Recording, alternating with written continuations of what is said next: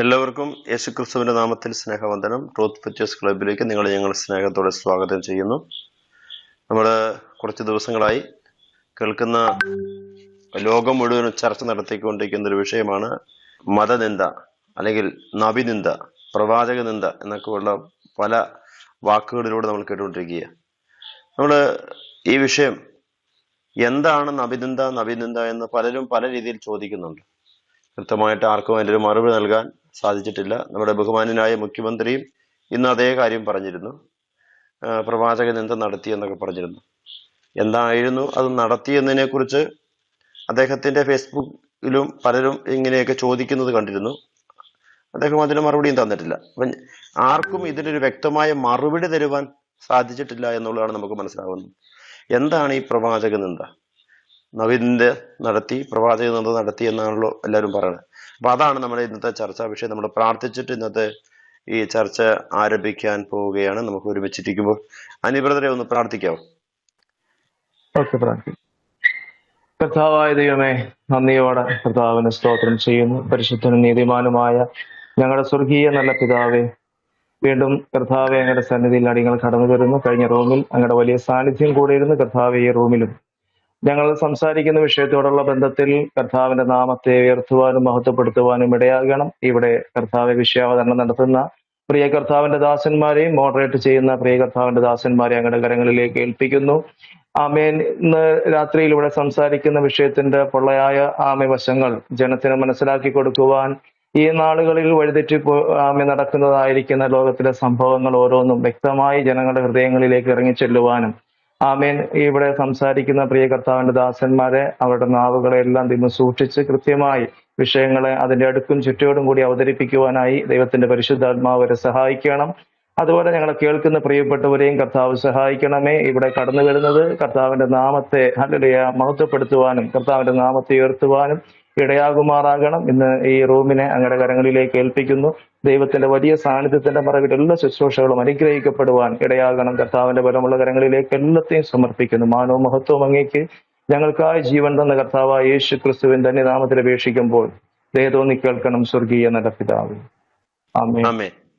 നമ്മുടെ ചർച്ചകള് തുടങ്ങുകയാണ്. നമ്മുടെ ചാക്കോ പാസ്റ്റർ, കൊടിത്തോട്ടം പാസ്റ്ററുണ്ട്, അജീഷ് ബ്രദറുണ്ട്, അതുപോലെ തന്നെ രാജ ബ്രദറുണ്ട്, അബ്രഹാം ബ്രദറുണ്ട്. നമുക്ക് സൗഹൃദങ്ങളിലേക്ക് എല്ലാവരിലേക്കും പോകാം. നമുക്ക് ആദ്യം എനിക്ക് തോന്നുന്നത് ചാക്കോ പാസ്റ്റർ ആദ്യം സംസാരിക്കട്ടെ എന്ന് ഉദ്ദേശിക്കുന്നു. ചാക്കോ പാസ്റ്റർ ഫ്രീ ആണോ? സംസാരിച്ചോളൂ പാസ്റ്റർ. ഓക്കെ. പ്രിയമുള്ളവർ, എല്ലാവർക്കും കർത്താവിന്റെ രക്ഷിതാവായ യേശുക്രിസ്തുവിന്റെ നാമത്തിൽ സ്നേഹത്തിന്റെ അഭിവാദനങ്ങളെ അർപ്പിക്കുകയാണ്. കഴിഞ്ഞ ദിവസവും മുമ്പൊക്കെ ആയിട്ട് നമ്മൾ ചർച്ച ചെയ്തുകൊണ്ടിരുന്നതായ വിഷയം തന്നെ വീണ്ടും നമ്മൾ ചർച്ചയ്ക്ക് വെച്ചിരിക്കുകയാണ്. കാരണം ഇവിടെ കൊടുത്തിരിക്കുന്ന ശീർഷകത്തിൽ പറഞ്ഞിരിക്കുന്ന നബി നിന്ന അതിന്റെ നിർവചനം എന്താണ് എന്ന് കൃത്യമായിട്ട് നമുക്ക് മനസ്സിലാക്കാൻ കഴിയുന്നില്ല. അതുകൊണ്ടാണ് ചർച്ച വീണ്ടും ഇത് തുടരുന്നതിന്റെ കാരണം. വാസ്തവത്തിൽ അതെന്താണെന്ന് ഇസ്ലാമിക മതപണ്ഡിതന്മാര് പറഞ്ഞിരുന്നെങ്കിൽ തീർച്ചയായിട്ടും അതിൽ നിന്ന് ഒഴിവാകാമായിരുന്നു എന്ന ഉദ്ദേശമാണ് ഞങ്ങൾക്ക് ഇതിനകത്തുള്ളത്. കാരണം ഇത് എന്താണെന്നറിയാതെ എങ്ങനെയാണ് ഇത് ഒഴിയാൻ കഴിയുന്നത്? ഇന്നത് പറയുന്നതാണ് നബി നിന്ന, ഇന്നത് നിങ്ങൾ വായിക്കുമ്പോൾ അത് നിന്നയായിട്ട് പോകുന്നു, ഇന്നത് നിങ്ങൾ പറയരുത് എന്നിത്യാദി കാര്യങ്ങൾ പറഞ്ഞെങ്കിലല്ലേ മനസ്സിലാകുകയുള്ളൂ.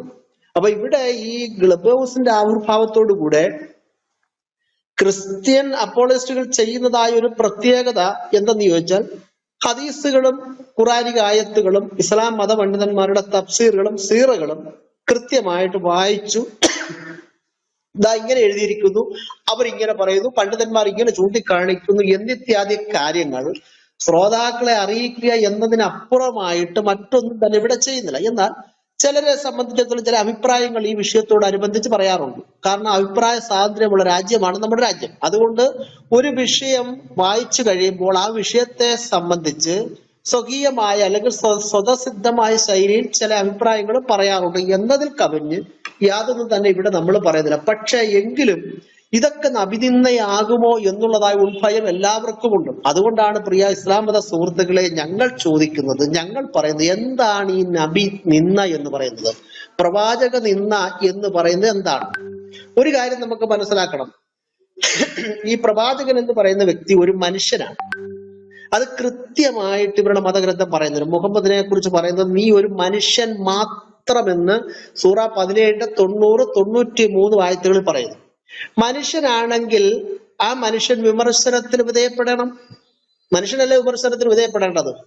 മനുഷ്യനല്ലാതെയുള്ള മറ്റിതര ജീവികളൊന്നും തന്നെ വിമർശിക്കപ്പെടേണ്ട ആവശ്യമില്ല, നിന്ദിക്കപ്പെടേണ്ട ആവശ്യമില്ല. അങ്ങനെ ആരും ചെയ്യാറില്ല, പറയാറില്ല.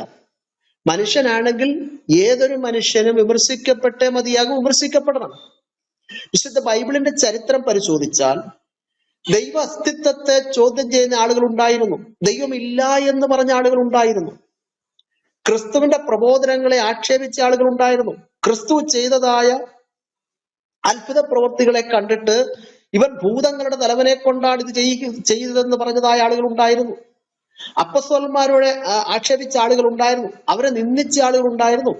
പരിശുദ്ധാത്മാവിന്റെ ശക്തമായ പ്രവർത്തനത്താൽ അവർ അന്യഭാഷകൾ സംസാരിക്കുന്നത് കണ്ടതായ ആളുകൾ പറഞ്ഞത് ഇവർ വീഞ്ഞു കുടിച്ചിരിക്കുന്നു, പുതുവീഞ്ഞു കുടിച്ച് ലഹരി ബാധിച്ചു എന്ന് പറഞ്ഞു. അപ്പോൾ അവർ പറഞ്ഞത് ഇങ്ങനെയാണ്, നിങ്ങൾ പറയുന്ന പോലെ ഞങ്ങൾ പുതുവീഞ്ഞു കുടിച്ച് ലഹരി ബാധിച്ചവരല്ല, ഇത് പരിശുദ്ധാത്മാവിന്റെ പ്രവൃത്തിയാകുന്നു. അവർ പറഞ്ഞതായ ആക്ഷേപത്തെ കൃത്യമായിട്ട് ആശയപരമായിട്ട് അവര് മറുപടി കൊടുക്കുകയാണ്.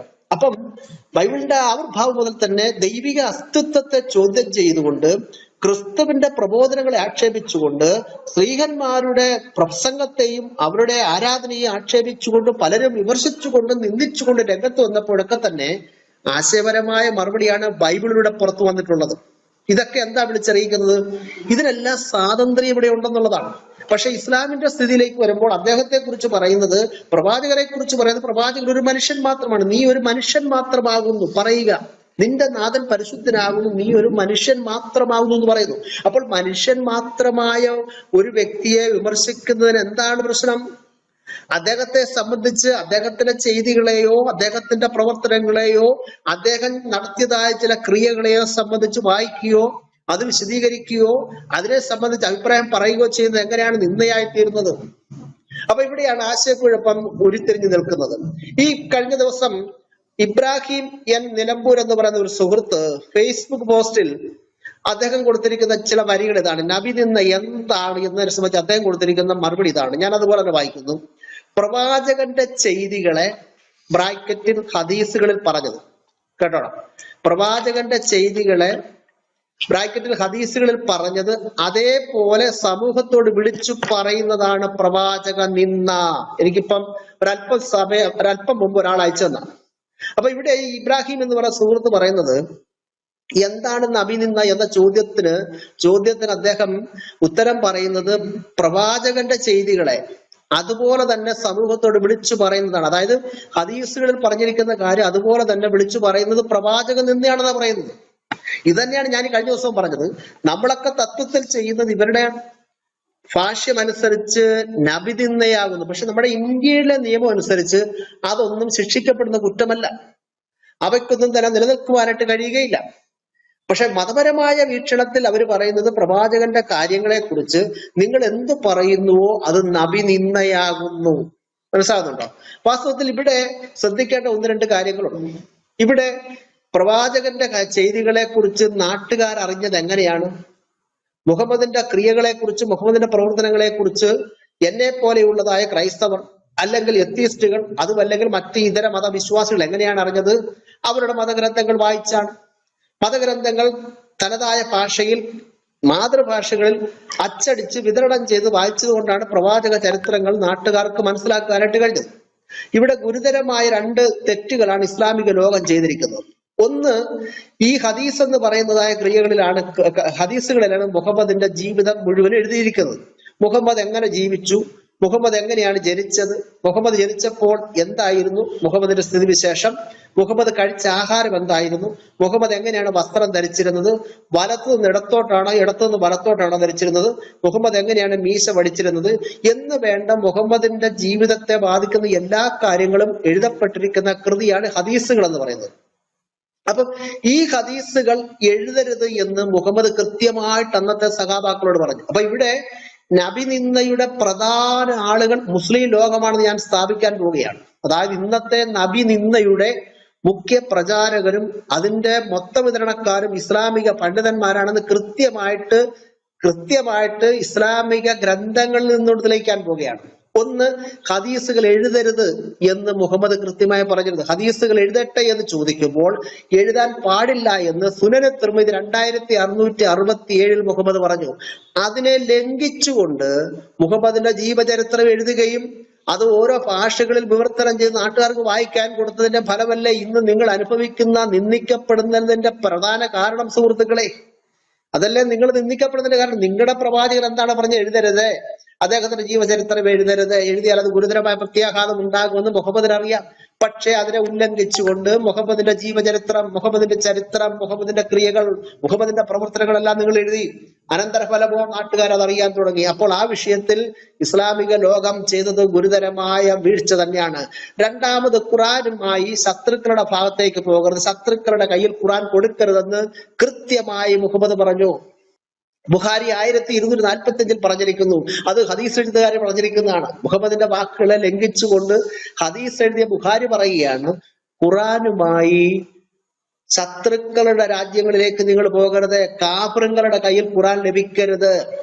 ഇതിനെയും ലംഘിച്ചുകൊണ്ട് ഖുറാൻ തനതായ ഭാഷയിൽ, അതായത് ഓരോ രാജ്യത്തിന്റെയും മാതൃഭാഷയിൽ വിവർത്തനം ചെയ്ത് നിങ്ങൾ വിതരണം ചെയ്തു, ഞങ്ങളെ പോലെയുള്ള ആളുകൾക്ക് വിതരണം ചെയ്തു. ഉത്തരേന്ത്യയിലെ ഹിന്ദി ഭാഷയിൽ വിവർത്തനം ചെയ്ത് നാട്ടുകാർക്ക് വിതരണം ചെയ്തു. തമിഴ്നാട്ടിലെ ഭാഷയിൽ തമിഴ് ഭാഷയിൽ വിതരണം ചെയ്തു. അങ്ങനെ ലോകം മുഴുവനുള്ളതായ ഇതര ഭാഷകളിലേക്ക് ഈ ഗ്രന്ഥം വിവർത്തനം ചെയ്ത് വിതരണം ചെയ്തു. പക്ഷെ മുഹമ്മദ് പറഞ്ഞത് എന്താണ്? ഇത് കാഫിറുകളുടെ കയ്യിൽ കൊടുക്കാൻ പാടില്ല എന്നുള്ളതാണ്. അതും നിങ്ങൾ ലംഘിച്ചില്ലേ? അപ്പൊ നിങ്ങളല്ലേ വാസ്തവത്തിൽ നിങ്ങളുടെ നബിയെ നിന്ദിക്കുന്നതിന് പ്രധാന കാരണം? ഈ രണ്ട് കാര്യങ്ങൾ നിങ്ങൾ പാലിച്ചിരുന്നെങ്കിൽ ഇന്ന് ഈ നിങ്ങളുടെ പ്രവാചകന്റെ ചര്യകൾ ആരെങ്കിലും ഞങ്ങൾ അറിയുമോ? ഈ രണ്ട് കാര്യങ്ങളിൽ നിങ്ങൾ ജാഗ്രത ഉള്ളവരായിരുന്നുവെങ്കിൽ, ഹദീസ് നിങ്ങൾ എഴുതാതിരുന്നിരുന്നുവെങ്കിൽ, ഖുറാൻ നിങ്ങൾ വിവർത്തനം ചെയ്യാതിരുന്നിരുന്നുവെങ്കിൽ, ഖുറാൻ നിങ്ങൾ ശത്രുക്കൾക്ക് കൊടുക്കാതിരുന്നിരുന്നുവെങ്കിൽ, ഈ വക കാര്യങ്ങളെ കുറിച്ചോ മുഹമ്മദിന്റെ ചര്യയെക്കുറിച്ചോ മുഹമ്മദ് വിവാഹം കഴിച്ചതിനെ കുറിച്ചോ മുഹമ്മദിന്റെ പ്രവർത്തനങ്ങളെ കുറിച്ചും ഞങ്ങളാരും അറിയത്തില്ലായിരുന്നു. അപ്പൊ ഇതിന്റെ കാരണക്കാരാരാണ്? നിങ്ങൾ തന്നെയാണ്. എന്നിട്ട് നിങ്ങൾ എന്തിനാണ് സുഹൃത്തുക്കളെ ഞങ്ങളുടെ നേരെ കുതിര കയറാൻ വരുന്നത്? ഈ രാജ്യത്തുള്ള ഉത്തരേന്ത്യയിലുള്ളതായ ആളുകളുടെ നേരെയോ ഇന്ത്യയിൽ ജീവിക്കുന്ന ഏതൊരു പൗരന്റെ നേരെ കുതിര കയറാൻ നിങ്ങൾക്ക് അവകാശമില്ല. നിങ്ങൾ കാണിച്ച ഗുരുതരമായ വീഴ്ചയാണ്. ഈ വീഴ്ചയെ നിങ്ങളുടെ പണ്ഡിതന്മാർ തന്നെ നേരത്തെ ചൂണ്ടിക്കാണിച്ചിട്ടുണ്ട്. അവർ കൃത്യമായിട്ട് അവരുടെ തഫ്സീറുകൾ പറഞ്ഞിട്ടുണ്ട്. എന്താണ്? ഇസ്ലാമിക മതഗ്രന്ഥം എന്ന് പറഞ്ഞാൽ അത് ഇസ്ലാമിക ലോകത്ത് മാത്രം ഒതുങ്ങി നിൽക്കേണ്ടതാണെന്നും ഇസ്ലാമിക പരിപ്രേക്ഷ്യം വിട്ട് പുറത്തേക്ക് പോയാൽ ഗുരുതരമായ ഭവിഷ്യത്തുകൾ ഇസ്ലാമിക ലോകം അനുഭവിച്ചറിയുമെന്നും പണ്ഡിതന്മാർ നിങ്ങളുടെ പുസ്തകത്തിൽ എഴുതി വെച്ചിട്ടുണ്ട്. ഇന്നിവിടെ ഇറങ്ങിയിരിക്കുന്നതായ വിവർത്തനങ്ങളൊക്കെ തന്നെ മുസ്ലിങ്ങൾക്ക് വേണ്ടി മാത്രമുള്ളതാണ്. അമുസ്ലിങ്ങളുടെ കയ്യിൽ കിട്ടരുതെന്ന് അവർ കൃത്യമായി പറഞ്ഞിട്ടുണ്ട്. എന്താ കാരണമേ? മുഹമ്മദിന്റെ ഹദീസാണ്. മുഹമ്മദ് പറഞ്ഞിട്ടുണ്ട്, ശത്രുഭാഗത്തേക്ക്, ശത്രു രാജ്യങ്ങളിലേക്ക്, ശത്രുക്കളുടെ അടുക്കളേക്ക് ഈ പുസ്തകമായിട്ട് പോകരുത്. അതിന്റെ അടിസ്ഥാനത്തിൽ ഈ ഖുറാൻ എന്ന് പറയുന്ന അറബി പുസ്തകം മലയാള ഭാഷകളിലേക്ക് വിവർത്തനം ചെയ്തപ്പോൾ ഇസ്ലാമിക പണ്ഡിതന്മാർ, വിവർത്തനത്തിന് നേതൃത്വം കൊടുത്ത ഇസ്ലാമിക മത പണ്ഡിതന്മാർ കൃത്യമായി പറഞ്ഞു, ഈ ഖുറാന്റെ പ്രതികൾ അമുസ്ലിങ്ങളുടെ കൈകളിൽ പോകരുത്. ഞാനത് വായിച്ചിവിടെ നിർത്താം. അതുകൊണ്ട് ഇന്നത്തെ ദുരന്തത്തിന് കാരണം നബിദിന്നേ എന്ന് പറഞ്ഞുകൊണ്ട് ഇന്ത്യ മുതൽ ഏഷ്യൻ ഭൂഖണ്ഡത്തിൽ കിടക്കുന്ന ഇസ്ലാമിക രാജ്യങ്ങളൊക്കെ തന്നെ ഹോഹോ വിളിക്കുമ്പോൾ അതിന്റെ പ്രധാന കാരണം നിങ്ങൾ തന്നെയാണ് കേട്ടോ. നിങ്ങൾ തന്നെയാണ് ഈ ബഹളത്തിന് കാരണം. നിങ്ങൾ ബഹളം ഉണ്ടാക്കി ഈ ലോകത്തെ നശിപ്പിക്കാൻ ഇറങ്ങിത്തിരിച്ചിരിക്കുകയാണെന്നുള്ള കാര്യം കൃത്യമായി നിങ്ങളുടെ പുസ്തകത്തിലൂടെയാണ് ഞങ്ങൾ സംസാരിക്കുന്നത്. നോക്കൂ, ഖുറാൻ ആർക്കും വായിക്കാൻ ഉള്ളതല്ല എന്ന് ഖുറാൻ തന്നെ പറയുന്നുണ്ട്. സൂറ 56 77 മുതൽ 79 ആയത്തുകളിൽ ഇങ്ങനെ വായിക്കുന്നു, ഉറപ്പായും ഇത് ആദരണീയമായ ഖുറാൻ തന്നെ, സുരക്ഷിതമായ ഗ്രന്ഥത്തിൽ വിശുദ്ധരല്ലാത്ത ആർക്കും ഇതിനെ സ്പർശിക്കാനാവില്ല. കണ്ടോ, ഇത് അറബികളുടെ ദേവനായ അള്ളാഹു പറയുകയാണ്, ഇത് ആദരണീയമായ ഖുറാൻ തന്നെയാകുന്നു, ഇത് സുരക്ഷിതമായ ഗ്രന്ഥത്തിലാണ് ഇതിരിക്കുന്നത്, വിശുദ്ധരല്ലാത്ത ആർക്കും ഇതിനെ സ്പർശിക്കാനാവില്ല. ഈ ആയത്തിനെ ഉദ്ധരിച്ചുകൊണ്ട് കൂറ്റനാട് എന്ന് പറയുന്ന സുന്നി പണ്ഡിതൻ പറഞ്ഞിരിക്കുന്ന കാര്യം കേട്ടോണം. ദയവായി നിങ്ങൾ അതുകൂടെ കേൾക്കുക. അദ്ദേഹം തന്റെ വിശുദ്ധ ഖുറാൻ വിവരണം വാള്യം 1 അദ്ദേഹം പറയുന്നത് ഇങ്ങനെയാണ്, അമുസ്ലിങ്ങൾക്ക് കൊടുക്കാവതല്ല ഖുറാൻ, വിശുദ്ധ ഖുറാൻ. പേജ് 57 മുതൽ 66 വരെയുള്ള ഭാഗങ്ങളാണ് പറഞ്ഞിരിക്കുന്നത്. അമുസ്ലിങ്ങൾക്ക് കൊടുക്കാവതല്ല വിശുദ്ധ ഖുർആൻ. അവർ ചെറിയതോ വലിയതോ ആയ അശുദ്ധിയുള്ളവരായിരിക്കുമെന്ന് പറയേണ്ടതില്ലല്ലോ. അതായത് ഞാനിതിപ്പോ ഖുർആൻ വായിക്കുകയാണ്, എന്റെ കയ്യിൽ വരേണ്ടതല്ലെന്നാണ് ഇദ്ദേഹം പറയുന്നത്. ഈ പുസ്തകം ഇത് ഗുരുതരമായ തെറ്റല്ലേ ഇവർ കാണിച്ചത്. ഈ ഇസ്ലാം മത പണ്ഡിതൻ പറയാണ് അമുസ്ലിങ്ങൾക്ക് കൊടുക്കാവതല്ല വിശുദ്ധ ഖുർആൻ എന്ന് പറയുമ്പോൾ ഞാനത് വായിക്കുകയാണ്, ഞാൻ വായിക്കാൻ പാടില്ല, എന്റെ കയ്യിൽ ലഭിക്കരുത്, എനിക്ക് കൊടുക്കരുതെന്നാണ് അവർ പറഞ്ഞു വെച്ചിരിക്കുന്നത്. എന്നെ പോലെയുള്ളതായ ആളുകൾ ഇത് വായിക്കരുത്. ഇതൊരു തുടർന്ന് താഴെ വായിക്കുന്നത് ഇങ്ങനെയാണ്: അവർ ചെറിയതോ വലിയതോ ആയ അശുദ്ധിയുള്ളവരായിരിക്കും എന്ന് പറയേണ്ടതില്ലല്ലോ. നമ്മുടെ ഈ വ്യാഖ്യാന ഗ്രന്ഥം മുസ്ലിങ്ങളെ മാത്രം ഉദ്ദേശിച്ച് എഴുതിയതാകുന്നു.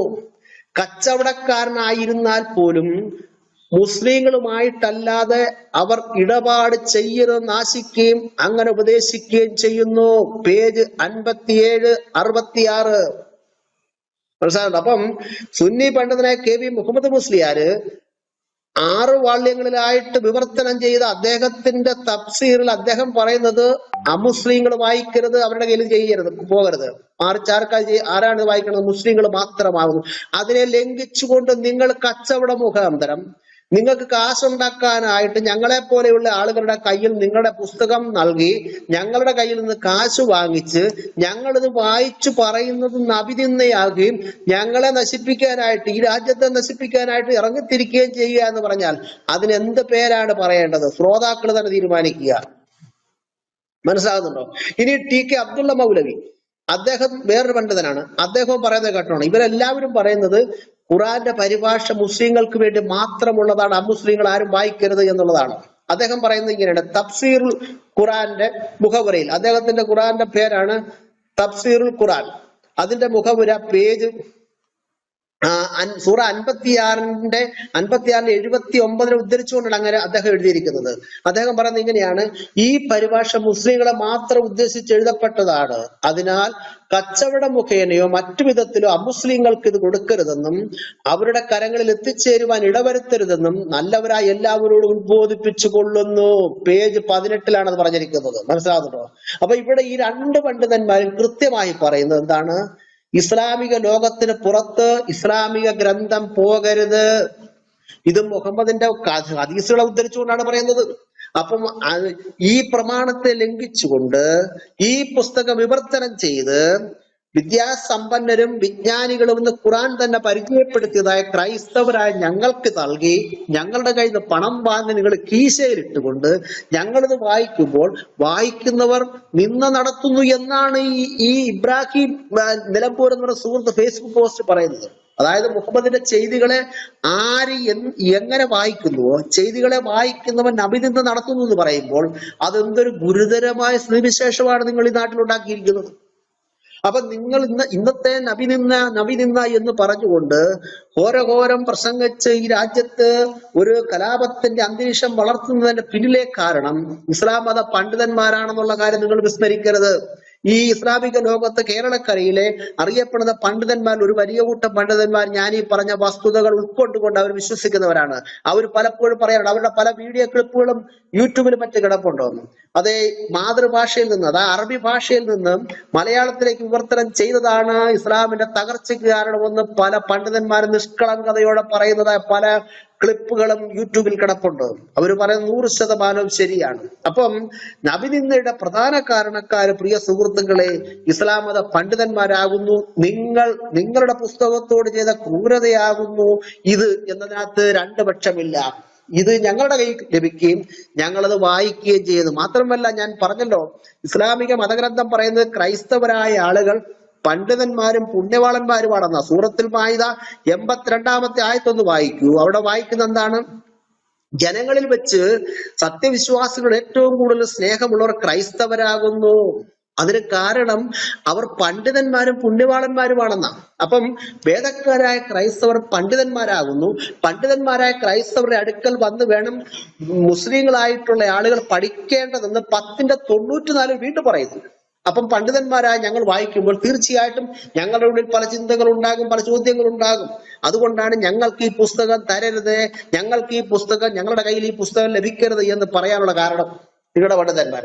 എന്നാൽ അതിനെ ലംഘിച്ചുകൊണ്ട് ഞങ്ങളെ പോലെയുള്ള ആളുകൾ വായിക്കുകയും ഇതിനെയൊക്കെ സംബന്ധിച്ച് സംസാരിക്കുകയും ചെയ്യുമ്പോൾ അത് നബിതിന്നയാകുന്നുവെന്നും ഇവിടെ കലാപം പൊട്ടിപ്പുറപ്പെടുമെന്നും ഉള്ളതായ ഭീഷണി മുഴക്കിക്കൊണ്ട് സമാധാന അന്തരീക്ഷത്തെ തകർക്കുവാൻ ശ്രമിക്കുന്നതായ നിങ്ങളുടെ പ്രവർത്തനങ്ങൾ അത് സമൂഹം തിരിച്ചറിയണം, ഇവിടുത്തെ ഭരണകർത്താക്കൾ തിരിച്ചറിയണമെന്നാണ് ഞങ്ങൾക്ക് ഇന്ന് രാത്രിയിൽ ഈ സമയത്ത് നിങ്ങളോട് പറയാനുള്ളത്. അതുകൊണ്ട് പ്രിയമുള്ള സുഹൃത്തുക്കളെ, വിശുദ്ധ ബൈബിളിലേക്ക് നിങ്ങൾ ശ്രദ്ധിക്കൂ. വിശുദ്ധ ബൈബിളിന്റെ പരിപ്രേക്ഷ്യത്തിലേക്ക് നിങ്ങളെ ഞങ്ങൾ സഹർഷം സ്വാഗതം ചെയ്യുന്നു. ബൈബിളിന്റെ ഭൂമികയിലേക്ക് ഞങ്ങൾ നിങ്ങളെ സ്വാഗതം ചെയ്യുന്നു. ബൈബിളിലേക്ക് നിങ്ങൾ ശ്രദ്ധിക്കൂ. ബൈബിളിലൂടെ വെളിപ്പെടുന്ന ദൈവത്തിന്റെ അസ്തിത്വത്തെ വരെ ചോദ്യം ചെയ്തിട്ടും ദൈവം എന്താണ് പറഞ്ഞത്? വരുവിൻ, നമുക്ക് തമ്മിൽ വാദിക്കാം. ഇതാണ് ബൈബിളിന്റെ പ്രത്യേകത. ബൈബിൾ മനുഷ്യനെ വിളിക്കുകയാണ്, അതേ വിമർശിക്കുന്നവരെ നിന്ദിക്കുന്നവരെ വിളിക്കുകയാണ്. സഹർഷം സ്വാഗതം ചെയ്തുകൊണ്ട് ആശയപരമായി സംവാദിക്കുവാൻ ബൈബിൾ അതേ മനുഷ്യനെ വിളിക്കും. നിങ്ങൾ വരിക, നമുക്ക് തമ്മിൽ വാദിക്കാമെന്ന് ബൈബിൾ വിളിക്കുന്നു. അപ്പോൾ വിമർശനത്തെ സഹർഷം സ്വാഗതം ചെയ്തുകൊണ്ട് വിമർശകരുടെ എല്ലാ വിമർശനങ്ങൾക്കും കൃത്യമായ ഉത്തരം നൽകിക്കൊണ്ട് മനുഷ്യന്റെ ചോദ്യങ്ങൾക്ക് മറുപടി നൽകിക്കൊണ്ട് മനുഷ്യന്റെ യുക്തിക്കും ബുദ്ധിക്കും മനുഷ്യന്റെ വിവേകത്തിനും തൃപ്തി തരുന്നതായ പ്രമാണമാണ് വിശുദ്ധ ബൈബിൾ എന്ന് പറയുന്നത്. അതുകൊണ്ട് പ്രിയമുള്ള സുഹൃത്തുക്കളെ, നിന്ദിച്ചാൽ, അപമാനിച്ചാൽ, വസ്തുതകൾ വായിച്ചാൽ തകർന്നു പോകുന്ന ഒരു മതമാണ് ഇസ്ലാമെങ്കിൽ വായിക്കും തോറും അനുഗ്രഹിക്കപ്പെടുന്ന പവിത്രമായ ഗ്രന്ഥമാണ് വിശുദ്ധ ബൈബിൾ. അതുകൊണ്ടാണ് വെളിപ്പാട് പുസ്തകം ബൈബിളിന്റെ അന്തിമ ഗ്രന്ഥമായ വെളിപ്പാട് പുസ്തകത്തിന് 1:5 പറഞ്ഞിരിക്കുന്നത്, ഈ പ്രവചനത്തിലെ വാക്യങ്ങളെ വായിച്ച് കേൾപ്പിക്കുന്നവരും അതിലെഴുതിയിരിക്കുന്ന പ്രമാണിക്കുന്നവരും കേൾക്കുന്നവനും പ്രമാണിക്കുന്നവനും അതേ ഭാഗ്യവാന്മാർ. അനുവാചകൻ, ശ്രോതാക്കൾ, അനശ്വരകർത്താക്കൾ, ഇങ്ങനെ ത്രിവിധത്തിലുള്ളതായ ആളുകൾ അനുഗ്രഹിക്കപ്പെടുന്ന പവിത്രമായ ഗ്രന്ഥമാണ് വിശുദ്ധ ബൈബിൾ എന്ന് പറഞ്ഞിരിക്കെ, അതുകൊണ്ട് പ്രിയമുള്ളവരെ, ബൈബിളിലേക്ക് നിങ്ങളെ ഞങ്ങൾ സഹർഷം സ്വാഗതം ചെയ്യുന്നു. നിങ്ങൾ ബൈബിൾ വായിക്കുക, നിങ്ങൾ ബൈബിളിനെ വിമർശിക്കുക. തീർച്ചയായിട്ടും ബൈബിളിനെ നിങ്ങൾ വിമർശിച്ചാൽ ബൈബിൾ തന്നെ നിങ്ങൾക്ക് ഉത്തരം നൽകും. അതുകൊണ്ട് ബൈബിളിലേക്ക് നിങ്ങളെ ഞങ്ങൾ സഹർഷം സ്വാഗതം ചെയ്തുകൊണ്ട് ആരോഗ്യകരമായ ചർച്ച തുറന്നടക്കട്ടെ എന്നുള്ള ആഹ്വാനത്തോടുകൂടെ ഞാൻ എന്റെ വാക്കുകളെ ഇവിടെ വിരാമം കുറിക്കുന്നു. ദൈവം നമ്മെ സഹായിക്കട്ടെ. Okay, thank U Chacko pastor. Chacko pastor മറ്റേ ഈ നബിദിനത്തെ കുറിച്ചും വായിച്ചാൽ ഉണ്ടാകുന്ന പ്രശ്നത്തെക്കുറിച്ചും, എന്നാൽ വിശുദ്ധ ബൈബിൾ വായിക്കും തോറും ഉണ്ടാകുന്ന ശ്രേഷ്ഠതയെക്കുറിച്ചും വിശദീകരിച്ചു. ഓക്കെ, അനിൽ പാസ്റ്റർ സംസാരിക്കാമോ? വളരെ മനോഹരമായിട്ട് ചാക്കോ പാസ്റ്റർ ഒരു ഇൻട്രൊഡക്ഷൻ നമുക്ക് തന്നു. ഞാൻ ഇന്ന് നമ്മളുടെ പല ചാനലുകൾ കണ്ടുകൊണ്ടിരിക്കാറുണ്ട് ഇത് സംബന്ധിച്ച്, വിശേഷിച്ച് ഏഷ്യാനെറ്റ്. ഒരു ചാനലിൽ പോലും സത്യസന്ധമായൊരു വിശകലനം ഇല്ല എന്നുള്ളതാണ് കഷ്ടം. രണ്ടാണ് അതിൻ്റെ കാരണം. ഒന്ന്, ഈ ജിഹാദികളെ സുഖിപ്പിക്കുക എന്നുള്ളതൊരു ഫാഷനായി മാറിയിട്ടുണ്ട്. അവരുടെ ഏത് തിന്മയെയും സഹിച്ചുകൊള്ളുക എന്നതൊരു വിഷയമായിട്ടുണ്ട്. അല്ലെങ്കിൽ നിങ്ങൾക്ക് ആർക്കെങ്കിലും നിങ്ങളുടെ അറിവിലുണ്ടെങ്കിൽ പറയൂ, എവിടെയാണ് ഈ റഹ്മാനിയുടെ വാക്കുകൾ പരാമർശിച്ച് അതായിരുന്നു അതിന്റെ കാരണമെന്ന് വഴിപാടിനെങ്കിലും പറഞ്ഞ ഒരു ചാനലും കാണുന്നില്ല. മറിച്ച് പറഞ്ഞത് ഈ നുപൂർ ശർമ്മ ചെയ്തത് തെറ്റായി. നുപൂർ ശർമ്മ വഹിക്കുന്ന പദവിക്ക് ചേരാത്തതാണ് അതെന്ന് പറഞ്ഞാൽ കുറെ നമുക്ക് മനസ്സിലാവും. പക്ഷെങ്കിൽ അവരൊരു മനുഷ്യ സ്ത്രീയാണ്. ഒട്ടേറെ പ്രകോപിപ്പിച്ചു കഴിഞ്ഞപ്പോഴാണ് അവരിങ്ങനെ സംസാരിക്കുന്നത്. അതിന് കാരണമായി ഈ വിഷയം എടുത്തിട്ടാൽ അതിന്റെ ഭവിഷ്യത്ത് ഇങ്ങനെയാകും എന്ന് ഗ്രഹിക്കാനുള്ള സാമാന്യ ജ്ഞാനം പോലും ഈ റഹ്മാനിക്ക് ഇല്ലാതെ പോയി. അദ്ദേഹത്തിന് അറിവില്ലാഞ്ഞിട്ടല്ല, അദ്ദേഹത്തിന്റെ പശ്ചാത്തലം അതാണ്. ഇനി ഒന്ന്, നമ്മുടെ അയൽ രാജ്യങ്ങളായ പാകിസ്ഥാൻ, ഇമ്രാൻഖാനും ഒക്കെ വളരെ ഗൗരവത്തിൽ ഈ വിഷയം എടുത്തിട്ടുണ്ട്. ഇതെടുത്തിട്ട് ആ രാജ്യത്ത് വലിയ ആഘോഷമാണ്. അവിടെ BBC-യുടെ റിപ്പോർട്ടേഴ്സൊക്കെ വരുമ്പോൾ അവരോട് കയറി ഈ കാര്യം ചോദിക്കുകയാണ്, അവരരികിലേക്ക് ശ്രദ്ധിപ്പിക്കുകയാണ്. അങ്ങനെ അന്തർദേശീയ ഇസ്ലാമിക് പ്ലാറ്റ്ഫോമുകളിൽ ഇന്ത്യയിൽ നബിനിന്ദ വരുത്തുന്നു എന്ന് നമ്മുടെ ശത്രുരാജ്യം പറഞ്ഞ് പ്രചരിപ്പിക്കുന്ന ഒരു സ്ഥിതി വന്നിട്ടും ഇന്ത്യയിലെ മാധ്യമങ്ങളും ആ കൂടെ കൂടുന്നു എന്നത് വളരെ പരിതാപകരമായ ഒരു കാര്യമാണ്. ഇനി ആ സ്ത്രീ മതനിന്ദ നടത്തി എന്ന് പറഞ്ഞാൽ അതിനെ പ്രതിരോധിക്കാൻ പറ്റിയ ഏറ്റവും നല്ല കാര്യം വളരെ ബുദ്ധികൂർമ്മതയുള്ള അവരുടെ പ്രതിനിധി സംസാരിച്ച ഈ വിഷയവും ഹൈലൈറ്റ് ചെയ്യേണ്ടതാണ്, ഇതിന് മറുപടി കൊടുത്തതാണ് എന്നാണ് പറയേണ്ടത്. അതെങ്ങും കേട്ടില്ല. ഇതിന് കൊടുക്കേണ്ടി വരുന്നൊരു വില വലുതാണ്. കാരണം റഹ്മാനി എന്ന മതവിമർശകൻ അനായാസേന രക്ഷപ്പെട്ടിരിക്കുന്നു. ഇപ്പോൾ ഡൽഹി പോലീസോ എവിടേക്കോ കേസ് എടുത്തിട്ടുണ്ട് നുപൂർ ശർമ്മയുടെ പേരിൽ, എടുക്കണം. പക്ഷേ ആ നീതി ഈ പറയുന്ന റഹ്മാനി എന്ന് പറയുന്ന ആ വക്താവിന്റെ അരികിലും അല്ലെങ്കിൽ സ്പോക്സ്മാനായിട്ട് ഇസ്ലാമിനെ പ്രതികരിച്ച ആളിന്റെ പേരിലും എടുക്കാത്തതെന്ത്? കാരണം തുടക്കമിട്ട അദ്ദേഹമല്ലേ. ഇത് നമുക്കെല്ലാം ഒരു പാഠമാണ്. മറുവശത്ത് ഒരു ജിഹാദിയെങ്കിൽ അവർക്ക് ഇരവാദത്തിന്റെ ആനുകൂല്യം കിട്ടുന്നു എന്നുള്ളതാണ്. ഇനി അടുത്ത ഈ വിഷയത്തിലേക്ക് തന്നെ നമുക്ക് വന്ന് സംസാരിക്കണം. കാരണം നമ്മളെ സംബന്ധിച്ചിടത്തോളം ഈ ഒരു മതവിദ്വേഷവും വെച്ചു പുലർത്താൻ പാടില്ലാത്ത ആളുകളാണ്. അങ്ങനെ ഒന്നും നമുക്കില്ല. നമ്മളെ വർഗീയവാദികളായി ചിത്രീകരിക്കുമ്പോഴും ഞങ്ങൾ വിശകലനവും വിമർശനവും നടത്തിയിട്ടുള്ളത് പ്രമാണബദ്ധമായി തന്നെയാണ്. അത് ഒരുപക്ഷെ ഈ ഏഷ്യാനെറ്റിലെ ബിനുവിനൊന്നും ഈ ഹദീസും ഒന്നും വായിച്ച് പരിചയം കാണൂല. ഇന്ന് ആരൊക്കെയോ അത് പറയാൻ ശ്രമിച്ചിട്ട് പുള്ളി നാവടപ്പിക്കുക. രാഹുൽ ഈശ്വറൊക്കെ ഇത് പറയാൻ ശ്രമിക്കുന്നുണ്ട്. ശ്രീജിത്ത് പണിക്കരും ഒക്കെ പറയാൻ ശ്രമിച്ചിട്ട് ശ്രീജിത്ത് പണിക്കർ ആഗ്രഹിക്കാത്ത ആശയം അദ്ദേഹത്തിന്റെ വായിൽ തിരികെ ബിനു ഗോൾ അടിക്കുന്നുണ്ട്. അപ്പൊ അത് പോട്ടെ. ഇനി പറയേണ്ടി വരുന്നൊരു കാര്യം, ഈ നബിനിന്ദ എന്ന് പറയുന്നത് എന്താണ്? നബിക്കെതിരെ പ്രധാനമായും സമൂഹം പറയുന്ന പ്രശ്നങ്ങൾ എന്തൊക്കെയാണ്? ഈ പ്രശ്നങ്ങൾ ഒരാൾക്കെതിരെ പറയുമ്പോൾ അത് നിന്ദയായി മാറണമെങ്കിൽ അതിന് ചില കാര്യങ്ങളുണ്ട്. ഇപ്പൊ നമ്മൾ ബോഡി ഷെയ്മിങ് ഒരാളെ പറ്റി നടത്തുക, ഒരാളുടെ രൂപം, ഭാവം, പ്രകൃതം ഇവയെപ്പറ്റി ഒരാക്ഷേപം പറഞ്ഞാൽ അത് നിന്ദയാണ്. കാരണം അയാൾക്കത് മാറ്റാൻ കഴിയില്ല. അയാളുടെ പ്രകൃതം അങ്ങനെയാണ്. ഇപ്പൊ കളറ് ഒരാളുടെ, ആ കളറ് കൊണ്ട് ഒരുവനെ ആക്ഷേപിച്ചാൽ അയാൾക്കതെങ്ങനെ മാറ്റാൻ പറ്റുന്നേ? ഒരാളുടെ കാസ്റ്റ്, കളറ് അല്ലെങ്കിൽ രാഷ്ട്രം, അയാളുടെ ജീവിതചര്യ, ഇതൊക്കെ നമ്മൾ അദ്ദേഹത്തിന്റെ ഇല്ലായ്മ ഇതൊക്കെ ചൂണ്ടിക്കാണിച്ച് ഒരാളെ പരിഹസിച്ചാൽ അത് തെറ്റാണ്. ഇനി ഒരു കാര്യം കൂടെ ഉണ്ട്. നമ്മുടെ മുൻ പ്രധാനമന്ത്രി ജവഹർലാൽ നെഹ്റുവിനെ പറ്റി ഉയരുന്ന ഒരു ആക്ഷേപം അദ്ദേഹത്തിന് മൗണ്ട് ബാറ്റൻ പ്രഭുവിന്റെ ഭാര്യയോട് അവിഹിതമായ ബന്ധം ഉണ്ടായിരുന്നു എന്നാണ്. ഇത് ഒരു ചർച്ചയ്ക്കൊന്നും വരാത്ത അവർ രണ്ടാളുകളും പരിഷ്കൃത ആശയരും ഒക്കെ ആയതുകൊണ്ട് അവരുടെ സ്വാതന്ത്ര്യം അതിന് വിട്ടിട്ടുള്ളതുകൊണ്ട്. അപ്പോൾ ഇത് എന്തെങ്കിലും ഒരു ഘട്ടത്തിൽ വിമർശന വിധേയമാകുമ്പോൾ അവിടെ തെളിയിക്കാനുള്ള ഒറ്റ കാര്യം അങ്ങനെയൊന്നില്ല, റൂമറായിരുന്നു എന്ന് അദ്ദേഹത്തിന് അനുകൂലികൾ വാദിക്കാൻ മാത്രമേ നമ്മുടെ മുമ്പിൽ വഴിയുള്ളൂ. അല്ലാത്ത പക്ഷം അദ്ദേഹം വിമർശിക്കപ്പെടണം. പക്ഷെ ഇന്ത്യ പോലെ അഭിപ്രായ സ്വാതന്ത്ര്യമുള്ള ഒരു രാജ്യത്ത്, ജീവിക്കാനുള്ള സ്വാതന്ത്ര്യമുള്ള രാജ്യത്ത് നെഹ്റുവിന്റെ ജീവിതം, നെഹ്റു ആത്മീയനൊന്നുമല്ല, അഗ്നോസ്റ്റിക്കാണ്, അത് വിമർശന വിധേയമല്ല. ഇന്നാണെങ്കിൽ അത് കുറെ പബ്ലിക് ഇൻട്രസ്റ്റ് വരും. നമ്മുടെ പ്രധാനമന്ത്രി അങ്ങനെ ആവരുത് എന്നുള്ള ഒരു പബ്ലിക് ഇൻട്രസ്റ്റ് വരും. അമേരിക്കയിൽ അതുപോലും ഇല്ല. അതൊന്നും ഒരാളുടെ വിജയപരാജയങ്ങൾക്ക് കാരണമൊന്നും ആവില്ല. അപ്പൊ നമ്മൾ ഈ പറഞ്ഞു വന്നത്, ഒരാളെ വിമർശിക്കുമ്പോൾ ആ പറയുന്ന കാര്യം ഫാക്റ്റാണ് എന്നുള്ളതാണ് ആദ്യം എടുക്കേണ്ടത്. ഗാന്ധിജി തന്റെ അപ്പനെ സ്ത്രീലമ്പടൻ എന്ന് വിളിച്ചു. അതിന്റെ കാരണം അദ്ദേഹം 45 വയസ്സുള്ളപ്പോൾ പുനർവിവാഹം കഴിച്ചു എന്നുള്ളതാണ് ഗാന്ധിജി അപ്പനെ കുറിച്ച് എഴുതിയിരിക്കുന്ന അദ്ദേഹത്തിന്റെ ജീവചരിത്രത്തിലെ കാര്യമാണ്. അപ്പോൾ അങ്ങനെ തന്റെ അപ്പനെ കുറിച്ച് ഗാന്ധിജി വിളിക്കുമ്പോൾ അത് അപ്പനെതിരെയുള്ള ആക്ഷേപമാകുമോ? അല്ലെ ഒരു പേഴ്സ്പെക്റ്റീവ് അല്ലേ? അപ്പൊ ഞാനീ പറയുന്നത്, ഈ മുഹമ്മദിലേക്ക് വന്നാൽ എങ്ങനെയൊക്കെയാണ് മുഹമ്മദ് വിമർശിക്കപ്പെടുന്നത്? അത് ഒന്ന്, അദ്ദേഹത്തെ പറ്റിയുള്ള ആരോപണം, ക്രൂരത, അദ്ദേഹം പ്രയോഗിച്ച ക്രൂരത. ഇപ്പൊ മദീനയിൽ ചെല്ലുന്നു, ഒരു മദീന പാക്ട് അദ്ദേഹം ഉണ്ടാക്കുന്നു, അലിയെ കൊണ്ട് അത് എഴുതിക്കുന്നു, പിന്നീട് ഹുബൈദിയ സന്ധി അതുണ്ടാക്കുന്നു. ഇതെല്ലാം അലിയാണ് അക്കാലത്തിൽ ഇതെല്ലാം നരേറ്റ് ചെയ്യുന്നത്. അപ്പോൾ ഇവരിത് ലംഘിച്ചു എന്ന് പറഞ്ഞ് പ്രക്ഷോഭം ഉണ്ടാക്കുന്നു, സമാനതകളില്ലാത്ത യുദ്ധം അവിടെ അഴിച്ചുവിടുന്നു, എല്ലാ മര്യാദകളെയും കാറ്റിപ്പറത്തിക്കൊണ്ട് മനുഷ്യനെ നിഷ്കരണം കൊല്ലുന്നു. ഈ ഒരു പ്രശ്നം നിൽക്കേ നമ്മളിവിടെ ചില ആളുകൾ, ഇപ്പൊ നമ്മുടെ ഒരു DGP ഉണ്ടല്ലോ, അദ്ദേഹം പറയുന്നത് ലോകത്താദ്യമായിട്ട് ഒരു നിയമസംഹിത എഴുതി ഉണ്ടാക്കിയ ആളാണ് മുഹമ്മദ്. കാരണം ഈ മദീന പാക്ട് പറയും, അത് നിയമത്തെക്കുറിച്ച് അറിവില്ലാഞ്ഞിട്ടാ. ചരിത്രത്തിൽ കിട്ടാവുന്ന ഏറ്റവും ആദ്യത്തെ ആള് അമ്മുറബി തന്നെയാണ്, ഒരിക്കലും ഇദ്ദേഹമല്ല. അപ്പോൾ അതവിടെ നിൽക്കട്ടെ. അപ്പൊ മദീന പാക്ട് ഉണ്ടാക്കിയ ഒരു മനുഷ്യനെ അവര് ബഹുമാനിക്കുന്നത് പോലെ മനുഷ്യനെ കൊലപ്പെടുത്തി, നിഷ്കരണം കൊലപ്പെടുത്തിയ കിനാനെയൊക്കെ വധിച്ച ഒരു മനുഷ്യൻ എന്റെ മുമ്പിൽ വിമർശന വിധേയനാകും. അതിനുള്ള സ്വാതന്ത്ര്യം എനിക്കുണ്ട്. എന്റെ റൈറ്റാണ്. ഇതിനു വേണ്ടി എന്നും ഞാൻ നിലനിൽക്കും. അത് തെറ്റിപ്പോയി എന്ന് തന്നെ പറയും.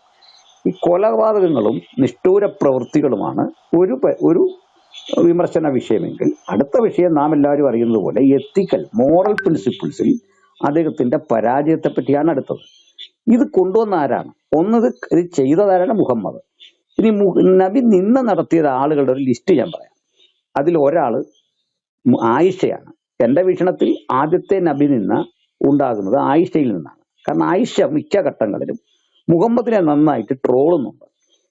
അത് ഈ തന്റെ ശരീരം ഒരു സ്ത്രീ ദാനം ചെയ്യുകയോ, ഈ ഒരു പ്രയോഗം ഉണ്ടല്ലോ, അൽ അസ്സാബ് 50നെ ആധാരമാക്കിക്കൊണ്ടുള്ള ഒരു അവരുടെ ഒരു നിരീക്ഷണമാണ്. അതിന്റെ പശ്ചാത്തലം നമുക്കറിയാം, ഞാൻ പറയുന്നില്ല. അപ്പോൾ ഇതിനെതിരെ ആയിഷ കലഹിക്കുന്നുണ്ട്, ആയിഷയുടെ അഭിപ്രായം പ്രകടിപ്പിക്കുന്നുണ്ട്. ഒരുപക്ഷെ ഇസ്ലാമിക സ്ത്രീകളുടെ ചരിത്രത്തിൽ സൗത്തിൽ വെച്ച് കണ്ട പെൺകുട്ടിക്ക് ശേഷം ഏറ്റവും കരുത്തയായ ഒരു സ്ത്രീ തന്നെയാണ് ആയിഷ. ആയിഷയെ ഒരിക്കലും നമ്മൾ നിന്ദിക്കാൻ പാകത്തിനൊരു കാര്യമില്ല. അവർ നിഷ്കളങ്കയായ ഒരു കുട്ടിയാണ്. ആ 16 വയസ്സാണ് അദ്ദേഹത്തിന് മരിക്കുമ്പോൾ ഉള്ളത്. ആ കുട്ടിക്ക് പറയാവുന്ന തരത്തിലെ പ്രതിരോധങ്ങൾ തീർത്ത ബ്രില്യൻ്റ് ആയ ഒരു ഗേള് തന്നെയാണ് അവർ. അപ്പോ ആ പെൺകുട്ടി എന്താ പറയുന്നത്, തന്റെ ഭർത്താവിനെ പറ്റി പറയുന്നത് എന്താണ്? ആ തലവേദന എടുത്ത ആയിഷ പറയുന്നുണ്ട്, അങ്ങ് ഇന്ന് തന്നെ, ഞാൻ മരിച്ചാൽ അങ്ങ് ഇന്ന് തന്നെ ഒരു വിവാഹം കഴിച്ച് വീട് കൂടും. ഇത് ഇന്നലെ ചാക്കോപാസ് ഉദ്ധരിച്ചൊരു വസ്തുതയാണ്. അപ്പൊ ആയിഷ ട്രോളിയിട്ടില്ലേ? പിന്നെ സ്വശരീരം നബിക്കൊരു സ്ത്രീ ദാനം ചെയ്യുകയോ, അവരെ കുറിച്ച് ഓർക്കുമ്പോൾ എനിക്ക് ആത്മരോഷം തലപൊക്കി ഹൃദയത്തിലെന്ന് ആയിഷ പറയുന്നുണ്ട്. മാത്രമല്ല, അങ്ങയുടെ നാഥൻ അങ്ങയുടെ ആഗ്രഹം സാധിച്ചു തരാൻ ധൃതിപ്പെട്ട് കാണുന്നുണ്ട് എന്ന് പറയുന്നുണ്ട്. അപ്പൊ ഇത് ആയിഷയ്ക്ക് മുഹമ്മദിനെ പറ്റിയുള്ള ആയിഷയുടെ കമന്റുകളാണ്. അപ്പൊ ഈ കമന്റുകളിൽ ആയിഷ മുഹമ്മദിനെ നന്നായി സ്നേഹിക്കുമ്പോൾ തന്നെ വിയോജിപ്പുകൾ പ്രകടമാക്കുന്നു. ആ വിയോജിപ്പ് വാസ്തവത്തിൽ നിന്നയാണെന്ന് വ്യാഖ്യാനിച്ചാൽ എങ്ങനെ ഇരിക്കും? ഈ പറയപ്പെട്ട കാര്യങ്ങൾ ഇസ്ലാമിക രീതി അനുസരിച്ച് പ്രവാചകനോട് തിരിച്ചിങ്ങനെയൊന്നും പറയാൻ പറ്റില്ല.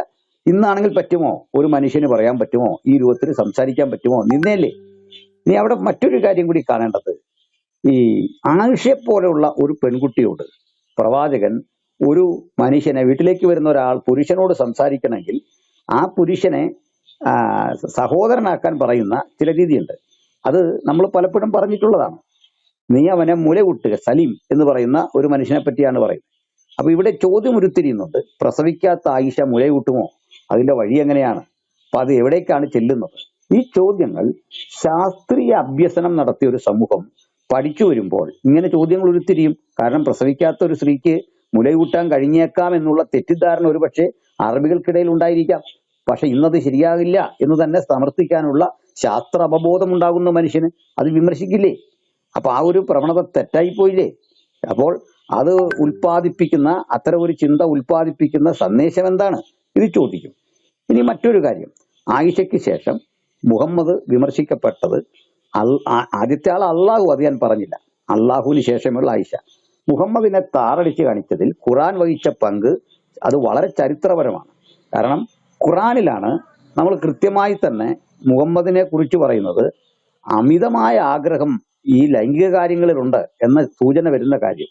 നിനക്ക് ഒരു ബുദ്ധിമുട്ടും വരാതിരിക്കാനാണ് ഞാൻ ബഹുഭായിത്വം മാത്രമല്ല തന്റെ ശരീരം ദാനം ചെയ്യാൻ സ്ത്രീകളെ അനുവദിച്ചിരിക്കുന്നത്. അവിടെ സ്ത്രീകൾ എന്നൊരു പ്രയോഗം തന്നെ എടുത്തു കാണണം. ആ സ്ത്രീകള് വിവാഹിതരാകാം, മറ്റൊരുവന്റെ ഭാര്യയാകാം.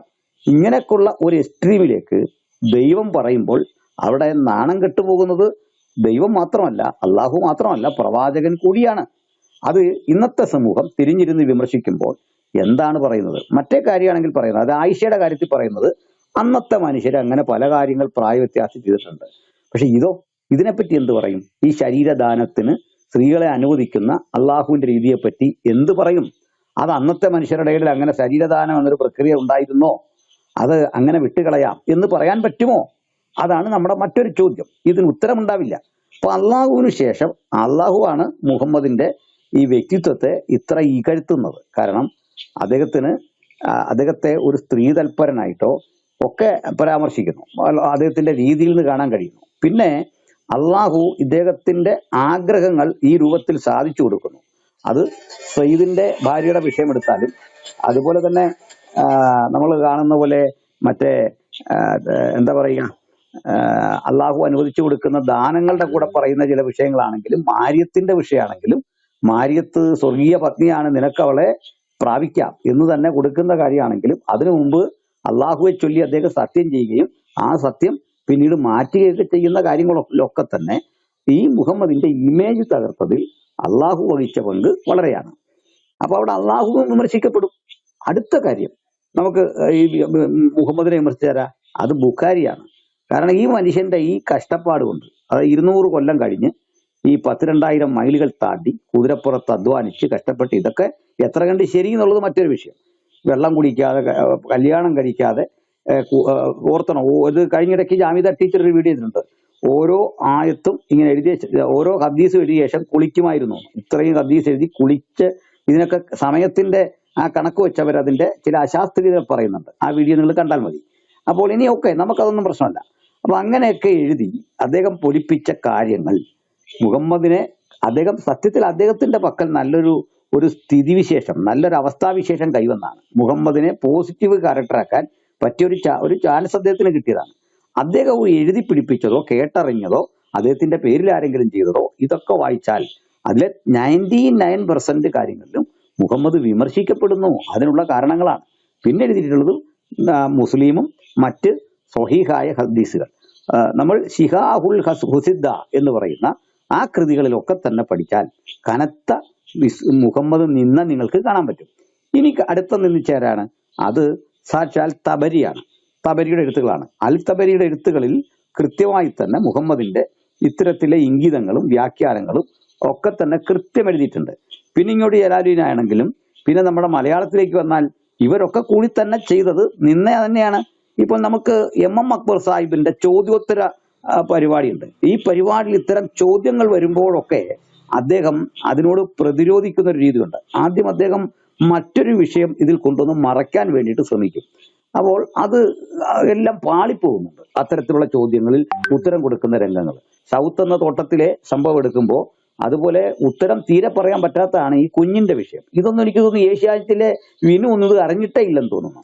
അപ്പൊ എന്തായിരിക്കും ഇവരുടെ മറുപടി? ഈ കൊച്ചുകുട്ടിയുണ്ടല്ലോ, മുലകുടി മാറി ആ കുട്ടി പ്രായമാകുമ്പോൾ ജീവിച്ചിരുന്നാൽ വിവാഹം കഴിക്കും എന്നുള്ള ഒരു പ്രഖ്യാപനത്തെ എങ്ങനെയാണ് ഈ ഇത്രയും വന്ന മതേതരന്മാർ വന്നിരുന്ന് എങ്ങനെയാണ് വെളുപ്പിക്കുമ്പോൾ അതിനൊരു ഉത്തരം പറയുക?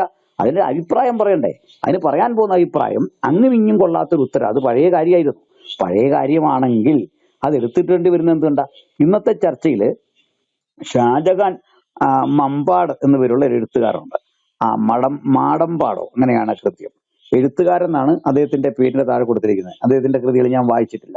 അദ്ദേഹം വളരെ കൃത്യമായിട്ട് പറയുന്നുണ്ട്, ഈ 18-ാം നൂറ്റാണ്ടിൽ നടന്ന പല കാര്യങ്ങൾ ഇന്ന് എടുത്ത് പറഞ്ഞുകൊണ്ടിരിക്കുകയാണ്. ന്യൂസ് 18 പോലുള്ള ചാനലുകൾ, ടൈംസിനെ ഒക്കെ എടുത്ത് പറഞ്ഞുകൊണ്ടിരിക്കുക ചരിത്രത്തിൽ സംഭവിച്ച ഇത്തരം കാര്യങ്ങൾ. ഇത് എന്തിനാണ് ഈ ചരിത്രത്തെ പേടിക്കുന്നത്? ചരിത്രത്തെ സംഘികൾക്ക് പണ്ടേ ഭയമുണ്ട്, ഇവർക്ക് ഇപ്പൊ പേടിച്ചു തുടങ്ങിയോ? 18-ാം നൂറ്റാണ്ടിലെ കാര്യം പറയുന്നല്ലോ ഉണ്ടോ? അത് പറഞ്ഞുകൊണ്ടിരിക്കുകയാണ്, വെറുപ്പുണ്ടാക്കുകയാണ്. ചരിത്ര വായന വെറുപ്പാകുന്നത് എന്തുകൊണ്ടാണ്? പണ്ട് ചെയ്തു വെച്ച ചെയ്തികൾ അത് പഠിക്കരുത്, പറയരുത് എന്ന് പറയുന്ന ഫാസിസമാണ്. നാവടക്കാൻ ശ്രമിക്കുകയാണോ? അപ്പൊ ഈ ചരിത്രത്തിൽ നിന്ന് പാഠം പഠിക്കണ്ടേ? അപ്പോ ഞാൻ പറഞ്ഞു വന്നത്, ഇങ്ങനെ നമ്മൾ പഠിച്ചാൽ മനസ്സിലാകുന്നത് അക്ബർ സാഹിബ് ആണെങ്കിലും ഈ പ്രഭാഷകരൊക്കെ തന്നെ മുഹമ്മദിനെ നിന്ദിച്ചു. ബാലുശ്ശേരി എനിക്ക് തന്ന മറുപടിയുടെ പരമ്പരകൾ തന്നെ കിടപ്പുണ്ട്. അതിലെന്താണ് നിങ്ങൾ കണ്ടിട്ടുണ്ടാവും. ഒരിക്കൽ അദ്ദേഹം പറയുന്ന ഒരു കാര്യമുണ്ട്. ഈ ഷൗത്ത് എന്ന തോട്ടത്തില് പെൺകുട്ടിയുടെ തോളിൽ കൈവച്ചിട്ട് അദ്ദേഹം പറയുന്നു, നിന്റെ ശരീരം എനിക്ക് സമർപ്പിക്കുക. ഇത് പറയുമ്പോ ഞാൻ ആ വീഡിയോ ഇട്ടിട്ടുണ്ട്. ഈ ആവശ്യമുള്ളവർക്ക് തരാം, നിങ്ങൾ കാണുകയും വേണം. അള്ളാഹുവിന്റെ പ്രവാചകൻ വാസ്തവത്തിൽ ആ പെൺകുട്ടിയെ തൗഹീദ് പഠിപ്പിക്കുകയായിരുന്നു എന്ന്. നിങ്ങൾ ആലോചിച്ച് നോക്കിയേ, തൗഹീദ് പഠിപ്പിക്കുകയായിരുന്നു. എങ്ങനെയാണ് നിങ്ങളൊന്ന് ആലോചിച്ച് നോക്കിയേ. അപ്പൊ തൗഹീദ് എന്ന് പറഞ്ഞ പദം ആദ്യം കേൾക്കുന്ന ആൾക്കാർ മറ്റെന്തെങ്കിലും തെറ്റിദ്ധരിക്കും. തൗഹീദ് എന്ന് കേട്ടാൽ നമ്മൾ മനസ്സിലാക്കിയത് ഏകദൈവ വിശ്വാസത്തിന്റെ അറബി പദമാണ്. അപ്പം ഇതറിയാത്ത ഒരാൾ ഓർക്കും ഇതെന്തോ ഒരു വല്ലാത്ത കാര്യമാണല്ലോ. കാരണം ഒരു പെൺകുട്ടിയെ മണിയറയിൽ വിളിച്ചുകൊണ്ട് വന്നിട്ട് അവളുടെ തോളിൽ കൈ വെച്ചിട്ട് നീ നിന്റെ ശരീരം എനിക്ക് സമർപ്പിക്കുക. അതെന്താ ഈ തൗഹീദ് പഠിപ്പിക്കുന്നതിന്റെ ഫീസാണോ? ഈ ട്യൂഷൻ കൊടുക്കുന്നതിന്റെ ഫീസാണോ ഈ ശരീര സമർപ്പണം എന്ന് ഒരാൾ ചോദിച്ചാൽ അതെങ്ങനെ നിന്നയല്ലാതാകുന്നതും നിന്നയാകുന്നതൊക്കെ എങ്ങനെയാണെന്ന് ഇവർ വ്യാഖ്യാനിക്കും. അപ്പോൾ ഇങ്ങനെ വ്യാഖ്യാനിക്കത്തക്ക വിധം ഒരു മനുഷ്യന്റെ ജീവിതം മുഴുവൻ കറപ്റ്റഡ് ആണെങ്കിൽ അതിനെ വിമർശിക്കും. അത് വിമർശിക്കരുത് എന്നുണ്ടായിരുന്നെങ്കിൽ നിങ്ങൾക്ക് ചെയ്യാവുന്ന 2 കാര്യങ്ങൾ. നിങ്ങളുടെ മതബോധവും ചിന്തയും സ്വകാര്യതകളിൽ ഒതുക്കി നിർത്തണമായിരുന്നു. നിങ്ങളുടെ സ്വകാര്യതകളിൽ ഒതുക്കി നിർത്തണമായിരുന്നു ഒന്നാമത്തെ കാര്യം. അത് ചാക്കോ പാഷ പറഞ്ഞു. നിങ്ങൾ നടത്തിയ പരിഭാഷകൾ ഈ ബുക്കിൽ ജനങ്ങളിലേക്ക് എത്തിച്ചത് അത് ചർച്ചയ്ക്ക് വിധേയമായ പ്ലാറ്റ്ഫോമുകൾ സംജാതമായപ്പോൾ ആളുകൾ ഉച്ചത്തിൽ പറഞ്ഞു. രണ്ടാമത്തെ കാര്യം, നിങ്ങൾ അന്യമത നിന്നേക്ക് ഇറങ്ങരുതായിരുന്നു. നിങ്ങളാണിത് തുടങ്ങി വെക്കുന്നത്. ലോകത്തെവിടെയും നിങ്ങളാണ് ഇത്തരം പ്രശ്നങ്ങൾ ആരംഭിക്കുന്നത്. നിങ്ങൾ ഇത് തുടങ്ങി വെക്കരുത്. ആ ശിവലിംഗ പൂജ അത് ഹിന്ദുവിനെ സംബന്ധിച്ചോളം വലിയ കാര്യമാണ്. ഇങ്ങനെ നിങ്ങളെ നിന്ദിക്കരുതെങ്കിൽ നിങ്ങൾ ഇതിനെ ഒട്ടും നിന്ദിക്കാൻ പാടില്ലായിരുന്നു, മറ്റാരെയും നിന്ദിക്കാൻ പാടില്ലായിരുന്നു. അതിലും ഒരു കാര്യമുള്ളത്, ഇപ്പൊ ഈ ശിവലിംഗ പൂജ ഒഴിവാക്കിക്കൊണ്ട് ഹിന്ദുവിന് ജീവിക്കാം, ഒരു ബുദ്ധിമുട്ടുമില്ല. കാരണം ശൈവ മതവിശ്വാസികളാണ് അതിന് കൂടുതൽ പ്രാധാന്യം കൊടുക്കുന്നത്. അപ്പോ ശിവലിംഗത്തെ പൂജിക്കാത്ത എത്രയോ ഹിന്ദുക്കളുണ്ട്. അവനത് എസൻഷ്യൽ അല്ല. പക്ഷെ വിഗ്രഹാരാധന എസൻഷ്യൽ ആയിട്ടുള്ള ഒരു മതം, ഇതുപോലൊരു ശിലയെ പൂജിക്കുന്ന മതം, ആ മതം ഇതും കൊണ്ട് വരുമ്പോൾ നിങ്ങളുടെ വ്യാഖ്യാനം രണ്ടാമത്തെ കാര്യമാണ്. അതുപോലെ ഹിന്ദുവിനും വ്യാഖ്യാനിക്കാൻ കാണും ഈ ശിവലിംഗം പ്രതികരിക്കുന്നത് ഉൽപാദനക്ഷമതയാണെന്നും നിങ്ങൾ കാണുന്നതല്ലെന്നൊക്കെ പറഞ്ഞ് അവനും പറയാൻ കാണും. ഈ മറ്റേ കാബായിലെ കറുത്ത കല്ലിന്റെ കാര്യം പറഞ്ഞ പോലെ അത് ഇരുകൂട്ടരും വിശ്വസിച്ച് വീട്ടിലിരുന്നാൽ പോരെ. ഇതെന്തിനാണ് ജനങ്ങളിലേക്ക് ഇത്തരം ഒരു ആശയം കൊണ്ടുകൊടുക്കുന്നത്? അവിടെയാണ് നിങ്ങളുടെ പ്രശ്നം നിലനിൽക്കുന്നത്. അപ്പോൾ ചുരുക്കി പറഞ്ഞാൽ ഈ പറയപ്പെട്ട വിധത്തിൽ നബിനിന്ന എന്ന് പറഞ്ഞ് ഇങ്ങനെ കരഞ്ഞുകൊണ്ടിരിക്കുമ്പോൾ ഈ നബിനിന്ന എന്ന് പറയുന്ന പദം ഉൽപ്പാദിപ്പിക്കപ്പെടുന്നത് എവിടെയാണ് എന്ന് ചോദിച്ചാൽ ഒരു നിരാശയിൽ നിന്നാണ്, ഒരു ഫ്രസ്ട്രേഷനാണ് ഈ പദം പ്രസന്റ് ചെയ്യുന്നത്. ആ ഫ്രസ്ട്രേഷൻ എന്താ? ഒരു നല്ല മനുഷ്യൻ എന്ന നിലയിൽ, ജനാധിപത്യവാദി എന്ന നിലയിൽ ഈ പറയുന്നവരെല്ലാം ഉള്ളിലറിയാം ഇത് അശ്ലീലമാണ്, ഇത് അനാവശ്യമാണ്, ഇത് വേണ്ടാത്തതാണ്, ഇതൊന്നും ആകാൻ പാടില്ല. ഒരു നല്ല മനുഷ്യൻ എന്ന ബോധം ഇവരെയൊക്കെ ഉള്ളിൽ എവിടേക്കോ കിടക്കുന്നു. ആ ബോധം ഉപയോഗിച്ചുകൊണ്ടാണ് ഇവർക്ക് ഇദ്ദേഹത്തെ തള്ളാൻ പറ്റുന്നില്ല, കൊള്ളാനും പറ്റുന്നില്ല, ഉൾക്കൊള്ളാനും നിരാകരിക്കാനും പറ്റാത്ത ഒരു മാനസികാവസ്ഥയിലേക്ക് അവരെത്തിയിരിക്കുന്നു. പിന്നെ വരുന്നത് ഈ വികാരങ്ങളെ ഉദ്ദീപിപ്പിച്ച് അത് മുതലെടുത്ത് ഇരവാദം മുഴക്കിക്കൊണ്ട് നിൽക്കുക. എന്നിട്ട് ലോകമാസകലം ദാ ഞങ്ങളെ ഇങ്ങനെ ഉപദ്രവിക്കുന്നു, ഞങ്ങളുടെ മുഹമ്മദിനെ കുറ്റം പറയുന്നു, ഈ രൂപത്തിൽ ചർച്ച മുമ്പോട്ട് കൊണ്ടുപോവുക. ഇത് കിട്ടുന്ന ചില ലാഭമുണ്ട്. ആ ലാഭം എന്ന് പറയുന്നത് അന്തർദേശീയ മാർക്കറ്റിൽ ഇസ്ലാമികമായ ആവശ്യങ്ങൾക്ക് വലിയ ഡിമാൻഡാകും. ഇപ്പോൾ ഖത്തർ പോലുള്ള രാജ്യങ്ങൾ ഇത്തരം ഇന്ത്യയിൽ ഇതാ മുസ്ലിങ്ങൾ വൻതോതിൽ ഇങ്ങനെ ഒറ്റപ്പെടുന്നു, അവർക്കൊരു പ്രയാസ പ്രതിസന്ധി ഉണ്ട്, ഇതൊക്കെ മുതലെടുക്കാൻ പാകത്തിന് തീവ്രവാദ സംഘടനകൾ നമ്മുടെ രാജ്യത്തുണ്ട്. അവരതിനെ പ്രയോജനപ്പെടുത്താനേ ഇപ്പോഴത്തെ ഈ അനാവശ്യ വിവാദങ്ങൾ ഉപകരിക്കൂ. ഞാൻ ഈ വിഷയത്തിൽ കാണുന്നത് ഇത്രേ ഉള്ളൂ. ഒരു റഹ്മാനി പറയുന്നു, ശിവലിംഗത്തെ പറ്റി പരാമർശിക്കുന്നു, തിരിച്ചപ്പുറത്തിരുന്നു കൊണ്ട് നുപൂർ ശർമ്മ ഇതേ രീതി പ്രതികരിക്കുന്നു, തീർന്നു, അവിടെ പ്രശ്നം തീർന്നു. ഇവിടെ നമുക്ക് ഈ റഹ്മാനിയെയും മുസ്ലിം സമൂഹത്തിന്റെ ഒപ്പം ഞങ്ങൾ ഇന്ന് നിൽക്കുമായിരുന്നു, ഒരു റൂമിട്ട് നിൽക്കുമായിരുന്നു. അതിന്റെ കാരണം നുപൂർ ശർമ്മ എന്ന യുവതി യാതൊരു പ്രകോപനവും ഇല്ലാതിരിക്കുന്ന വേളയിൽ ശരിയാകട്ടെ തെറ്റാകട്ടെ അവരുടെ പ്രവാചകനെതിരെ ഈ വചനം എടുത്തുകൊണ്ട് വന്നത് തെറ്റായിന്നേ ഞങ്ങൾ പറയത്തുള്ളൂ. എന്താണ് കാരണം? അവിടെ റഹ്മാൻ ഇതൊന്നും ഉദ്ധരിക്കുന്നില്ല, മറ്റു കാര്യങ്ങൾ പൊളിറ്റിക്സ് മാത്രം പറഞ്ഞ അദ്ദേഹം പോവാണ്. അദ്ദേഹം ഈ ശിവലിംഗത്തെ സംബന്ധിച്ചുള്ള മറ്റേ ജ്ഞാനവ്യാപി സംഭവമാണല്ലോ. ഇതൊക്കെ പറയേണ്ടി വരുമ്പോൾ കമ്മ്യൂണിക്കേഷന്റെ ആവശ്യത്തിന് വേണ്ടി മാത്രം ഇത് പറയുന്നു. ഒരു വിധത്തിലും ഹിന്ദുക്കൾക്ക് മുറിവുണ്ടാകാത്ത വിധത്തിൽ സംഘപരിവാറിന്റെ തെറ്റായ പ്രവണതകൾക്കെതിരെ സംസാരിച്ചുകൊണ്ടേയിരിക്കുന്നു. അതിന്റെ ഇടയ്ക്ക് പ്രകോപിതയായിട്ട് ഈ യുവതി വന്ന് സംസാരിച്ചിരുന്നെങ്കിൽ ഞങ്ങൾ ഇവിടെ റൂം ഇടുമായിരുന്നു. അവരെ ചെയ്ത് തെറ്റിപ്പോയി. ഇത് ഒരുപക്ഷെ വസ്തുത ശരിയാണെങ്കിൽ കൂടി, ഇത് മുഹമ്മദിനെ പറ്റി ഈ പറയപ്പെട്ട ആശയമുണ്ടെങ്കിൽ കൂടി മതന്യൂനപക്ഷങ്ങൾ എന്ന നിലയിൽ ഞങ്ങൾ നിങ്ങൾക്കൊപ്പം നിൽക്കുമായിരുന്നു ഈ വിഷയത്തിൽ. കാരണം എന്താ? ആ ചർച്ചയിലേക്ക് ഈ മതവിഷയം വലിച്ചിറക്കിക്കൊണ്ടുവരാൻ നിങ്ങൾക്ക് അവകാശമില്ലെന്ന് പറഞ്ഞുകൊണ്ട് ഞങ്ങൾ തിരിച്ച് അവരെ ഇത്തരത്തിൽ ഈ റഹ്മാനി പറഞ്ഞ വിഷയങ്ങൾ തന്നെ വെച്ചുകൊണ്ട് ഞങ്ങൾ സംസാരിക്കുമായിരുന്നു. അതിന്റെ കാരണം എന്താണെന്ന് വെച്ചാൽ നിങ്ങൾ ഈ വിഷയത്തിൽ ആരംഭത്തിൽ ഇറങ്ങിത്തിരിച്ചത് നിങ്ങളാണ്. എന്നിട്ട് നിങ്ങൾക്ക് ഉത്തരം പറയാനാവാത്ത ഒരു പരിസ്ഥിതി സംജാതമാകുന്നിടത്ത് കരയുന്നു. കരഞ്ഞേ പറ്റൂ നിങ്ങൾ. കാരണം നിങ്ങൾക്ക് പറ്റിയ അബദ്ധമാണിത്. ഞാൻ നീട്ടുന്നില്ല. ഏതായാലും ഇവിടെ ചാക്കോപ്പാസ് പറഞ്ഞ ഒരു വിഷയത്തിലേക്ക് വന്ന് ഞാൻ ഇങ്ങനെ ഒരു മിനിറ്റ് കൊണ്ട് അവസാനിപ്പിക്കാം. എന്റെ പ്രിയപ്പെട്ട സഹോദരങ്ങളെ, ഇതൊന്നും ഞങ്ങൾക്ക് പക കൊണ്ടോ വിദ്വേഷം കൊണ്ടോ പറയുന്നതല്ല. മറിച്ച് ഞങ്ങൾ ഖുറാനും ഹദീസുകളും ഒക്കെ പരിശോധിച്ചിട്ട് അവിടെ എങ്ങും ആകെയുള്ള പരിശോധനയിൽ അവിടെ എങ്ങും ഞങ്ങൾക്ക് സ്വഭാവ സംബന്ധിയായ ഒരു മുഹമ്മദിനെ കാണാനോ ഒന്നും സാധിച്ചിട്ടില്ല ഇന്ന് വരെ. അത് ഞങ്ങളുടെ വായനയുടെ പ്രശ്നമോ ഞങ്ങൾ ഖുറാൻ പഠിച്ച സ്രോതസ് മോശമായതുകൊണ്ട് ഞങ്ങൾ അമാനിയിൽ നിന്നും ഒക്കെയാണ് ഇത് പഠിച്ചത്. അത് മറ്റൊരു സത്യം. അങ്ങനെയുള്ള പ്രശ്നങ്ങളാണെങ്കിൽ നിങ്ങൾ ഞങ്ങളെ തിരുത്തണം. ഇന്നലെ മുതൽ ഇത് പറയുന്നുണ്ട്, ഇന്നലെ കുറെ നാളുകളായി പറയുന്നുണ്ട്, ഇന്നലെ സ്ട്രെസ് ചെയ്ത് ഞങ്ങൾ ഇത് പറയുന്നു. ചാക്കോപ്പാസ് ആരംഭിച്ചപ്പോഴേ ഇത് തന്നെയാണ് പറയുന്നത്. ഇവിടെ ഞങ്ങളുടെ മാന്യ കേൾവിക്കാരോട് ഞങ്ങൾ ഒന്ന് പറയുന്നു, നിങ്ങൾക്ക് ബൈബിളിനെ വിമർശിക്കാം. ഞാൻ ഇന്നലെ പറഞ്ഞല്ലോ, ബൈബിളും ഖുറാനും ഒക്കെ കത്തിച്ചുകൊണ്ട് വലിയ പ്രകടനം നടക്കുമ്പോൾ ഞങ്ങൾക്ക് ഒരു ജനാധിപത്യവാദിയുടെ നിലയിലെ പ്രതിഷേധം അതിനകത്തുണ്ട്. അതിനപ്പുറത്തേക്ക് ഞങ്ങൾക്കതിൽ വന്നിട്ട് പറയേണ്ട കാര്യമില്ല. കാരണം അയാളുടെ പ്രചരണ രീതി അതാണെങ്കിൽ ഞങ്ങൾ അതിനെ എന്തിനാണ് എതിർക്കുന്നത്? കാരണം ഞങ്ങൾക്ക് അയാളെ തല്ലിയിട്ടോ അയാൾക്കെതിരെ ഒരു പ്രശ്നം ഉണ്ടാക്കിയിട്ടോ ഒന്നും കാര്യമില്ല. അപ്പൊ ഞങ്ങൾ പറയാറുണ്ടല്ലോ, നിങ്ങൾ മുജാഹിദ് വാലിശ്ശേരിക്കെതിരെ കേസെടുത്തോ, ഇത് തന്നെ സാങ്കേതികമാണ്. ഞങ്ങൾക്കൊരാവശ്യമില്ല കേസെടുക്കണമെന്നോ അങ്ങനെ ജയിലിടണമെന്നൊന്നും ഞങ്ങൾക്ക് ആവശ്യമില്ല. പക്ഷേ ഒരു കൂട്ടർക്കെതിരെ നിയമം പ്രയോഗിച്ച് അകത്തിടുമ്പോൾ ഇങ്ങനെ ഒരു സന്തുലിതാവസ്ഥ പാലിക്കാനുള്ള ഗവൺമെന്റിന്റെ ബാധ്യത ചൂണ്ടിക്കാണിക്കുക മാത്രമാണ്. അല്ലാതെ ഞങ്ങളെ വിമർശിച്ചെന്നോ ഞങ്ങളെ കൊന്നെന്നോ ഓർത്ത് ഒരു പ്രശ്നമില്ല. പച്ചയ്ക്ക് കത്തിച്ച് ഞങ്ങളുടെ ഗ്രഹാം സ്റ്റുവർട്ട് സ്റ്റെയിനെയും മക്കളെയും കത്തിച്ചപ്പോഴും പിന്നീട് ഇങ്ങോട്ട് 400-ലധികം പള്ളികൾ ഈ കോവിഡ് കാലത്ത് സംഘപരിവാരങ്ങൾ കത്തിച്ച് നശിപ്പിച്ച് കളയുമ്പോഴും കന്യാസ്ത്രീകളെ ബലാത്സംഗം ചെയ്യുമ്പോഴും നമ്മുടെ അങ്ങനെ അറിയപ്പെടുന്ന പല തിന്മകൾ ചെയ്യുമ്പോഴും മുസ്ലിം ഭീകരവാദം ജോസഫ് മാഷിന്റെ കൈവെട്ടുമ്പോഴും നൈജീരിയയിൽ ക്രൈസ്തവരെ കൂട്ടക്കൊല ചെയ്യുമ്പോഴും ക്രൈസ്തവന് ഒറ്റ നിലപാടേ ഉള്ളൂ, ഒറ്റ നീതിയുള്ളൂ. അതെന്താ? നീതി നിമിത്തം ഉപദ്രവിക്കപ്പെടുന്നവർ ഭാഗ്യവാന്മാർ. ഇതാണ് ഞങ്ങളുടെ നിലപാട്. ചോദിച്ചു കേട്ടല്ലോ, ഞങ്ങളൊക്കെ പേടിച്ചു തങ്ങൾ പറയുന്നത്. നോക്കണം, നീതി നിമിത്തം ഉപദ്രവിക്കപ്പെടുന്നവർ ഭാഗ്യവാന്മാർ, ഹൃദയശുദ്ധിയുള്ളവർ ഭാഗ്യവാന്മാർ, സമാധാനം ഉണ്ടാക്കുന്നവർ ഭാഗ്യവാന്മാർ. ഞങ്ങളുടെ ഗുരുവിന്റെ ഈ പഠിപ്പിക്കല് മത്തായിയുടെ സുവിശേഷം 5, 6, 7 അധ്യായങ്ങളിലുണ്ട്. എന്റെ പ്രിയപ്പെട്ട സുഹൃത്തുക്കൾ എല്ലാവരും ഇതൊന്ന് വായിക്കണം. ഞങ്ങളുടെ റിക്വസ്റ്റ് ആണ്. എന്നിട്ടൊരു ചോദ്യം, ഖുറാൻ എന്നല്ല, ലോകത്തിലെ ഏതെങ്കിലും മതഗ്രന്ഥത്തിൽ യേശുക്രിസ്തുവിന്റെ ഗിരിപ്രഭാഷണത്തിന്റെ 7 അയലത്ത് വരാൻ കഴിയുന്ന സുന്ദരങ്ങളായ മനോഹരങ്ങളായ സൗഭാഗ്യവചനങ്ങൾ കാണിക്കാൻ ആർക്കെങ്കിലും സാധിക്കുമോ? അങ്ങനെ സാധിക്കുമെങ്കിൽ നിങ്ങൾ പറയുന്നത് വിശ്വസിക്കാൻ തയ്യാറാണ്. കാരണം സമാധാനമെന്ന് പറയുക മാത്രമല്ല, അത് ജീവിതത്തിലൂടെ പ്രാവർത്തികമാക്കി ക്രൂശില മരണത്തോളം തന്നെത്താൻ അത് സഹിച്ച് ഏൽപ്പിച്ചു കൊടുത്ത കരുണാമയനായ യേശുക്രിസ്തുവിനെ ഞങ്ങൾ അനുഗമിക്കുകയും സമാധാനത്തിന്റെ വഴി ഇതാണ് എന്ന് പറയുകയും ചെയ്യുമ്പോൾ ഞങ്ങൾക്ക് അതിനുള്ള ഒരു ആർജവം ഞങ്ങളുടെ പരമഗുരുവിൽ നിന്ന് ലഭിച്ചതാണ്. ആ ആർജവം കൊണ്ട് ഞങ്ങൾ വീണ്ടും പറയുന്നു, നിങ്ങളുടെ മുമ്പിൽ ഞങ്ങൾ ഞങ്ങളുടെ കർത്താവായ യേശുക്രിസ്തുവിനെ പ്രസന്റ് ചെയ്യുന്നു. 33.5 വയസ്സിലെ ആ തുറന്ന ജീവിതം, അവിടുത്തെ ജനനം മുതൽ മരണം വരെ, മരിച്ചടക്കപ്പെട്ട് ഉയർത്തെഴുന്നേൽക്കുന്നവരെ നമുക്ക് പ്രാപ്യമായ ആ കാലം എടുത്തോളൂ. മരണം വരെയുള്ള ആ കാലത്തെ നിങ്ങളുടെ കൺമുമ്പിൽ തുറന്നു വച്ചിട്ട് വാക്കിൽ, പ്രവൃത്തിയിൽ, ചിന്തയിൽ ഏതെങ്കിലും തരത്തിൽ നിങ്ങൾക്ക് വിമർശിക്കാൻ പറ്റുന്ന ഒരു കാര്യമുണ്ടെങ്കിൽ നിങ്ങൾ റൂമിട്ട് വിമർശിച്ചു കൊള്ളണം. ഞങ്ങൾ അതിനെ ആശയപരമായി നേരിട്ടേക്കാം.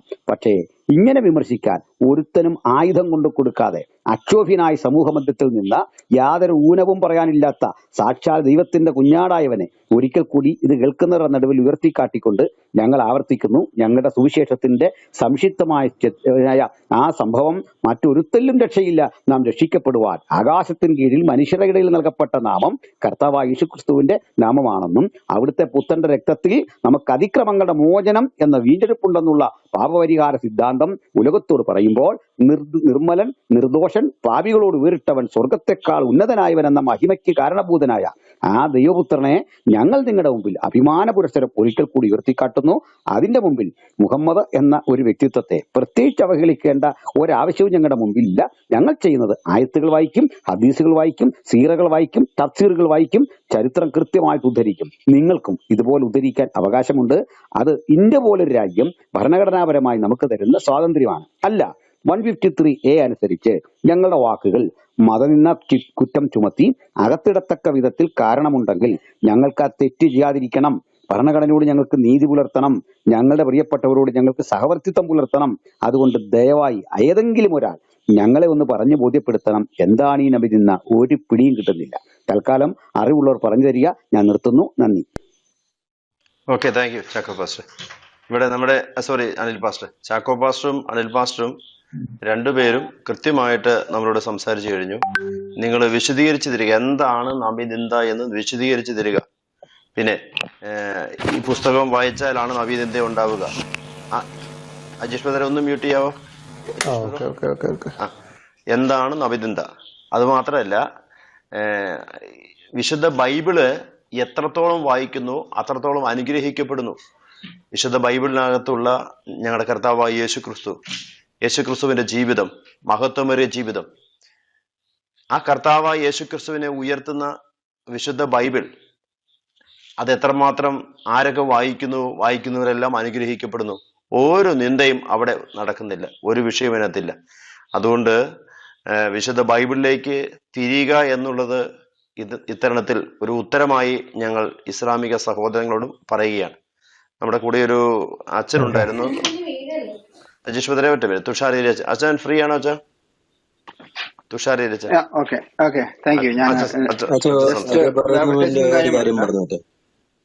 ജയ പറയുന്നതിന് മുൻപ് ഒരു കാര്യം പറഞ്ഞോട്ടെ സഹോദരന്മാരെ. ഇപ്പൊ നമ്മൾ കുറഞ്ഞ ഒരു 475 പേരുണ്ട്. കുറഞ്ഞ ഒരു 100 പേരെങ്കിലും ഒന്ന് ഷെയർ ചെയ്യുക. ഇപ്പം 69 പേര് മാത്രമേ റൂമിനെ ഷെയർ ചെയ്തിട്ടുള്ളൂ. നിങ്ങൾ റൂമിൽ കയറുമ്പോൾ ഏറ്റവും ആദ്യം ചെയ്യേണ്ട ഒരു കാര്യം, നമ്മൾ ഈ സ്കൂളിൽ കയറുമ്പം ആദ്യം നമ്മൾ അറ്റൻഡൻസ് കൊടുക്കുന്നത് പോലെ റൂമിനെ ഒന്ന് ഷെയർ ചെയ്ത് സഹായിക്കും, മറ്റുള്ളവരിലേക്ക് എത്തട്ടെ. Okay, thank you നസ്രന.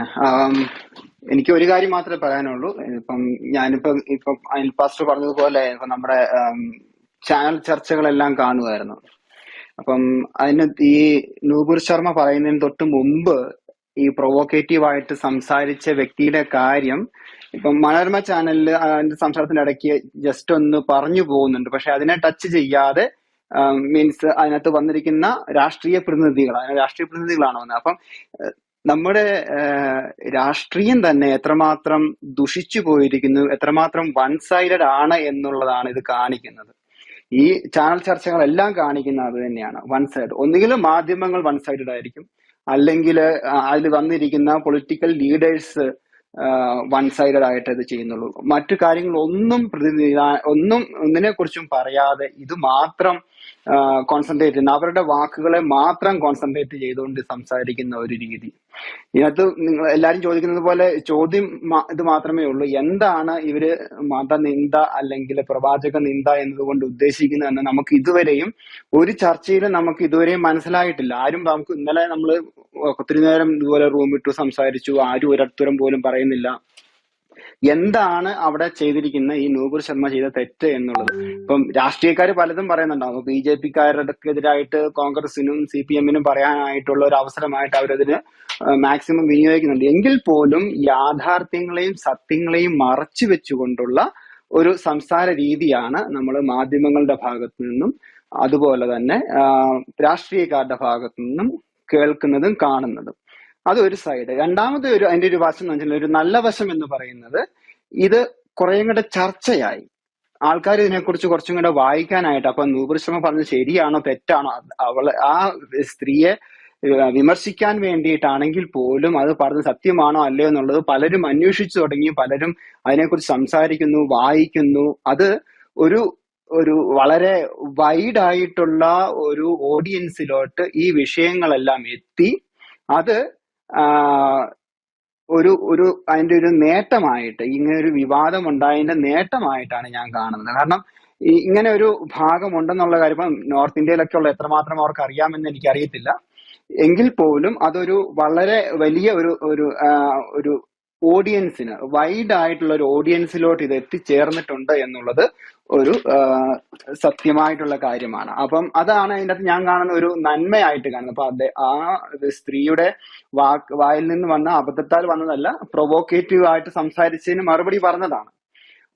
അപ്പം അത് സംസാര വിഷയമായത് നല്ലതാണ്. കുറച്ചും കൂടെ ഒരു ആൾക്കാർക്ക് കൂടുതൽ ഇസ്ലാം എന്താണെന്നും ഇസ്ലാം എന്താണ് പഠിപ്പിക്കുന്നതെന്നും മുഹമ്മദ് നബിയെ കുറിച്ച് എന്താണ് പഠിപ്പിക്കുന്നതെന്നും എന്നുള്ളതെല്ലാം അവർക്ക് മനസ്സിലാക്കാനായിട്ട്, അല്ലെങ്കിൽ കുറച്ചുപേരെങ്കിലും അതിനോട് കുറച്ചും കൂടെ ഇൻട്രസ്റ്റിംഗ് ആയിട്ട് കാര്യങ്ങളെ കുറിച്ച് പഠിക്കാനായിട്ടൊക്കെ ശ്രമിക്കുന്നുണ്ട്.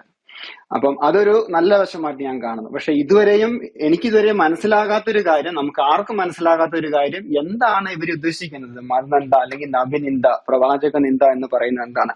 ഇനി അതുപോലത്തെ ഒരു നിയമം, ബ്ലാസ്ഫമി ലോ നമ്മുടെ രാജ്യത്ത് ഇല്ല, എന്റെ അറിവിലില്ല. ഉണ്ടെങ്കിൽ നിങ്ങൾക്ക് തിരുത്താവുന്നതാണ്, എനിക്ക് അറിയത്തില്ല അങ്ങനെ ഒരു നിയമം നമ്മുടെ നാട്ടിലുണ്ടോ എന്നുള്ള കാര്യം. ബ്ലാസ്ഫമിക്ക്, അതായത് ഒരു മതത്തെ നിന്ദിക്കുന്നതന്നെ ഉണ്ട്, മതത്തിനെ അപകീർത്തിപ്പെടുത്തുന്നതിനുള്ള അത് വേറെ ഇത്. ഞാൻ പറഞ്ഞ അല്ലാണ്ട് ഈ ഒരു മതത്തിലെ ഒരു പ്രവാചകനെ കുറിച്ച് മാത്രം പറയാൻ പറ്റത്തില്ല എന്ന രീതിയിലുള്ള ബ്ലാസ്ഫമി ലോ നമ്മുടെ നാട്ടിലുണ്ടോ എന്ന് എനിക്കറിയത്തില്ല. അതിനകത്ത് രാഷ്ട്രീയപരമായിട്ട് നോക്കുവാണെങ്കിൽ ഏത് രീതിയിൽ നോക്കുമ്പോഴും എന്നെ സംബന്ധിച്ചോളം ഞാൻ അല്പം ഡിസപ്പോയിന്റഡ് ആണ്. അതോടൊപ്പം തന്നെ ഇത് ചർച്ചാ വിഷയമായല്ലോ എന്നുള്ളതും കാണുന്നുള്ളത് കൊണ്ട് അതിൽ സന്തോഷിക്കുകയും ചെയ്യുന്നു. അപ്പൊ രണ്ടും കൂടെ ഒരു മിക്സഡ് ആയിട്ടുള്ള ഒരു വികാരമാണ്. കാരണം ഫെഡപ്പ്, ചില സമയത്ത് നമ്മൾ രാഷ്ട്രീയക്കാരെ കുറിച്ചും മാധ്യമങ്ങളെ കുറിച്ചും വളരെ ഫെഡപ്പ്, അവർക്ക് സത്യങ്ങളുടെ ഒരു സത്യം അറിയണമെന്നില്ല അവർക്ക്. ഓക്കെ, ഇത്രയും ഞാൻ നിർത്തുന്നു. Thank you for the chance. Okay thank you father. ദൈവം അനുഗ്രഹിക്കട്ടെ. അജേഷ് ബ്രദറെ കേൾക്കുന്നുണ്ടോ? ഓക്കെ, ഞാൻ പറയുന്നത് കേൾക്കാമല്ലോ? കേൾക്കാം ബ്രദറെ, കേൾക്കാം. ഇതിനു മുമ്പേ നമ്മൾ ട്രൂത്ത് വിറ്റേഴ്സിൽ ഒരു പരിപാടി ഇതുപോലെ നടത്തിയതാണ്. എന്താണ് നബിനിന്ദ, ആരാണ് മുഹമ്മദിനെ മോശമാക്കുന്നത് എന്നുള്ളതൊന്നും നമ്മൾ നടത്തിയതാണ്. ഇപ്പൊ പിന്നെയും രണ്ടാമത് ഇത് ഒരു വിശദീകരണമായിട്ട് വരാനുള്ള കാരണം ആ ചാനൽ ചർച്ചയുടെ വിഷയം തന്നെയാണ്. എങ്കിലും ഈ പണ്ടേ ദുർബലം ഇപ്പോൾ ഗർഭിണി എന്ന് പറയുന്ന അവസ്ഥയിലേക്ക് മാറിക്കൊണ്ടിരിക്കുകയാണ് മുസ്ലിങ്ങളുടെ അവസ്ഥ, മുഹമ്മദീയരുടെ അവസ്ഥ. വളരെ വ്യക്തമായിട്ട് ഇവരുടെ ഗ്രന്ഥങ്ങൾ വായിച്ചു കഴിഞ്ഞാൽ തന്നെ അറിയാം, ഇവര് തന്നെയാണ് മുഹമ്മദിനെ ഏറ്റവും മോശമാക്കി വെച്ചിരിക്കുന്നത്. അല്ലാതെ ഒരു ക്രിസ്ത്യാനിയോ യഹൂദനോ മറ്റുള്ളവരോ ആരുമല്ല. ഇപ്പോൾ ഒരു 6 വയസ്സുള്ള ആയിഷനെ വിവാഹം കഴിച്ചു എന്ന് പറഞ്ഞിരിക്കുന്നത് അതൊരു ക്രിസ്ത്യാനിയോ ബർക്കത്ത് നൗഫൽ പോലും പറഞ്ഞില്ല. തിർമിദിയല്ലേ, അല്ലെങ്കിൽ ബുഖാരി അല്ലേ, മുസ്ലിം അല്ലേ പറഞ്ഞത്? അല്ലെങ്കിൽ മറ്റുള്ള ഏതെങ്കിലും ഒരു ക്രിസ്ത്യാനിയോ യഹൂദനോ മറ്റുള്ളവരോ അല്ല. നിങ്ങൾ എഴുതി വെച്ചത് അത് ഞങ്ങൾ കാശ് കൊടുത്ത് മേടിച്ച് മറ്റുള്ളവരോട് വിളിച്ചു പറഞ്ഞപ്പോൾ അത് നിന്ദയായിട്ട് തോന്നിയെങ്കിൽ അത് ഏറ്റവും വലിയൊരു പ്രശ്നം നിങ്ങളിൽ തന്നെ ഉള്ളതാണ്, ഞങ്ങളിലുള്ളതല്ല. പിന്നെ ഇവിടെ ചാക്കോ പാഷ് പറഞ്ഞ ഒരു ഇതിൻ്റെ അകത്ത് പറയുകയാണ്, മുഹമ്മദ് ചെയ്തത് എന്താണ് അത് പൊതുവായിട്ട് വിളിച്ചു പറയുന്നതാണ് നിന്ദ എന്ന് പറഞ്ഞാൽ, മുഹമ്മദ് അപ്പിയിടാൻ പോയപ്പോഴത്തേനും ആ അപ്പി നോക്കാൻ പോയെന്ന് പറഞ്ഞ മുസ്ലിയാരെ ആദ്യമേ നവീനന്ദയ്ക്ക് കേസെടുത്ത് അകത്താക്കണ്ടേ? ഇഷ്ടിക വെച്ച് അതിന്റെ മുകളിൽ തൂറാനിരുന്ന മുഹമ്മദിന്റെ ആ അപ്പി എന്താണെന്ന് നോക്കാൻ പോവുകയും അത് ഭൂമി പിളർന്നു പോയെന്ന് കാണുകയും അത് വിളിച്ചു പറയുകയും ചെയ്ത ആ ഉസ്താദ് അതിനു മുമ്പ് ആരെ ഇതാക്കണം? ഈ ഹദീസിന് നിവേദനം റെഡിയാകാൻ നിന്ന അബൂ ഹുറൈറയെ പിടിച്ചകത്താക്കണ്ടേ? ആ പുള്ളിക്കെതിരെ ആദ്യമേ കേസ് കൊടുക്കണ്ടേ?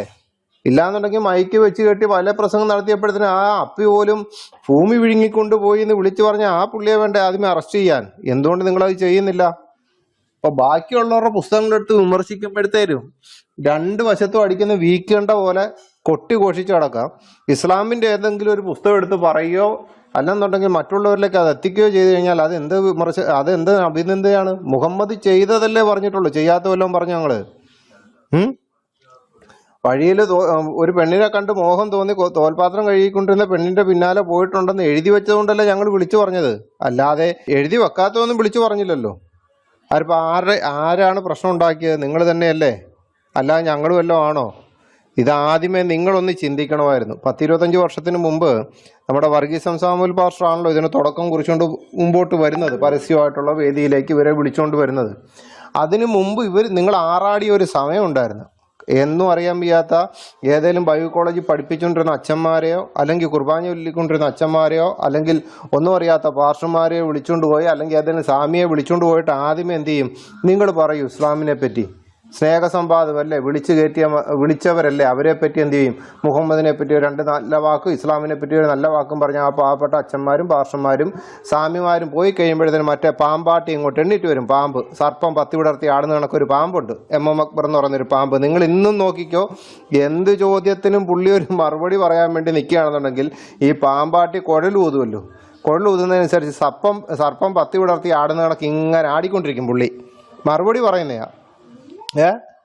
എന്നിട്ടൊരു പറച്ചിലുണ്ട്, ഒരു പുള്ളിയുടെ ഒരു വാക്കുണ്ട്, ഇപ്പോൾ ജോണി ചോദിച്ച ചോദ്യം വളരെ പ്രഗത്ഭമായ ഒരു ചോദ്യമാണ്, പക്ഷെ അതിനനുസരിച്ച് ഞാൻ മറുപടി വരത്തില്ല എന്ന് വേറെ ഒരു വാദം, അത് വേറെ കാര്യം.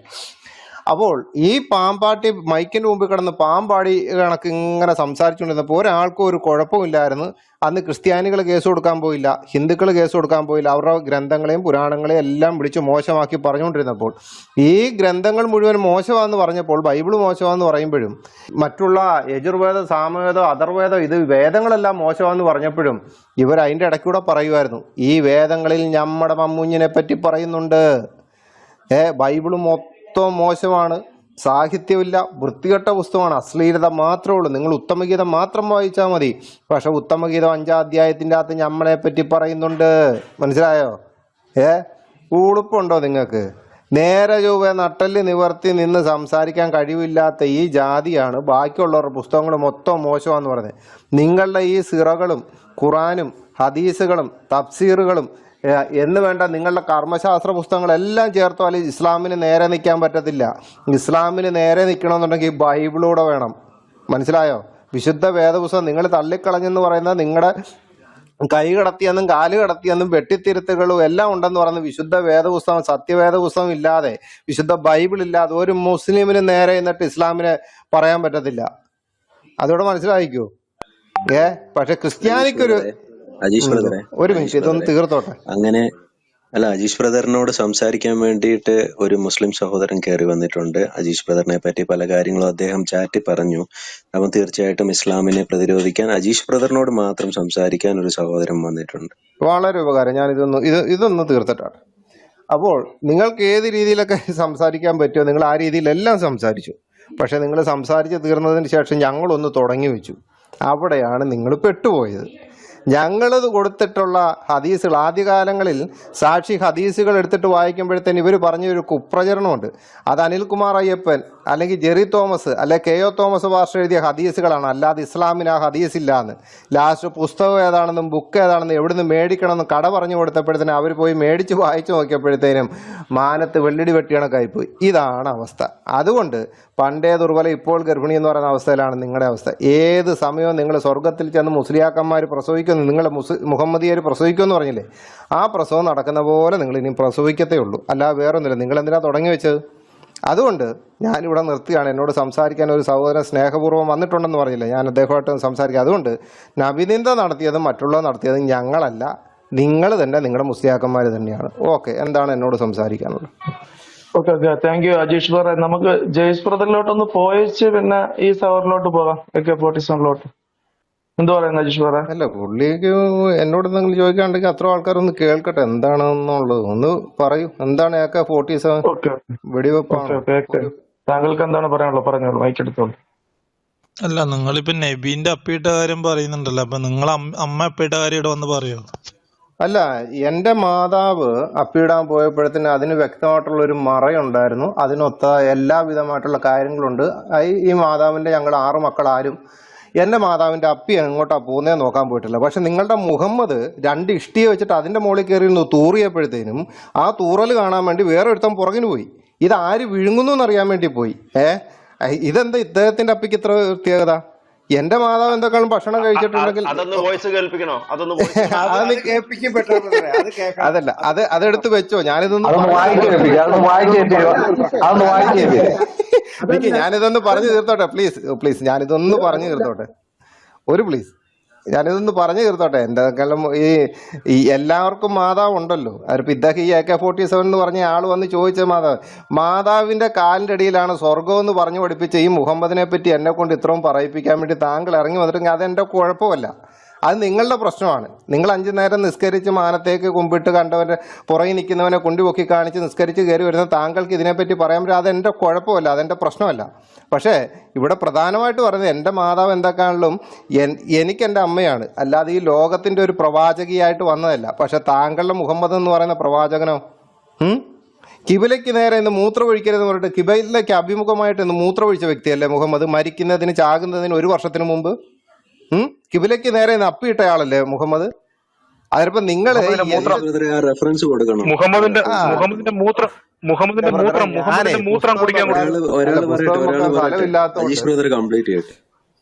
ഓക്കെ, പുസ്തകം വെക്കാൻ സ്ഥലമില്ലാത്തതുകൊണ്ട് ഞാൻ പുതിയൊരു റാക്ക് മേടിച്ചിട്ട് പുസ്തകം അടുക്കിക്കൊണ്ടിരിക്കുകയായിരുന്നു. അതിപ്പോ കുഴപ്പമില്ല, എന്നാ ഇനി പുസ്തകം എടുത്ത് തുടങ്ങാടി, അല്ല ഇപ്പൊ എന്ത് ചെയ്യാനാ. പിന്നെ വേറൊരു കാര്യം, ഇന്നലെ ഒരാൾ ഇവിടെ വന്നിട്ട് പറഞ്ഞു ഞങ്ങളുടെ കൈ ചലിച്ചു കഴിഞ്ഞാൽ മുഹമ്മദിന്റെ കൈ ചലിക്കും, അത് ചലിച്ചു കഴിഞ്ഞാൽ ഇത് ചലിക്കും. അപ്പൊ ഈ ഫത്തുൽ മുബീൻ പേജ് 78-ാമത്തെ പേജിന്റെ അകത്ത് ഈ മനുഷ്യപ്പട്ടി എന്ന് പറയുന്നൊരു സംഭവമുണ്ട്.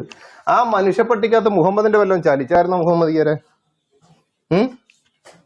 അതിപ്പോൾ നിങ്ങൾ വന്നിട്ട് പറയുമ്പോഴത്തേനും ഈ പുസ്തകം വെച്ചൊക്കെ അങ്ങോട്ട് പറയുമ്പോഴത്തേനും ഒരു മിനിറ്റ്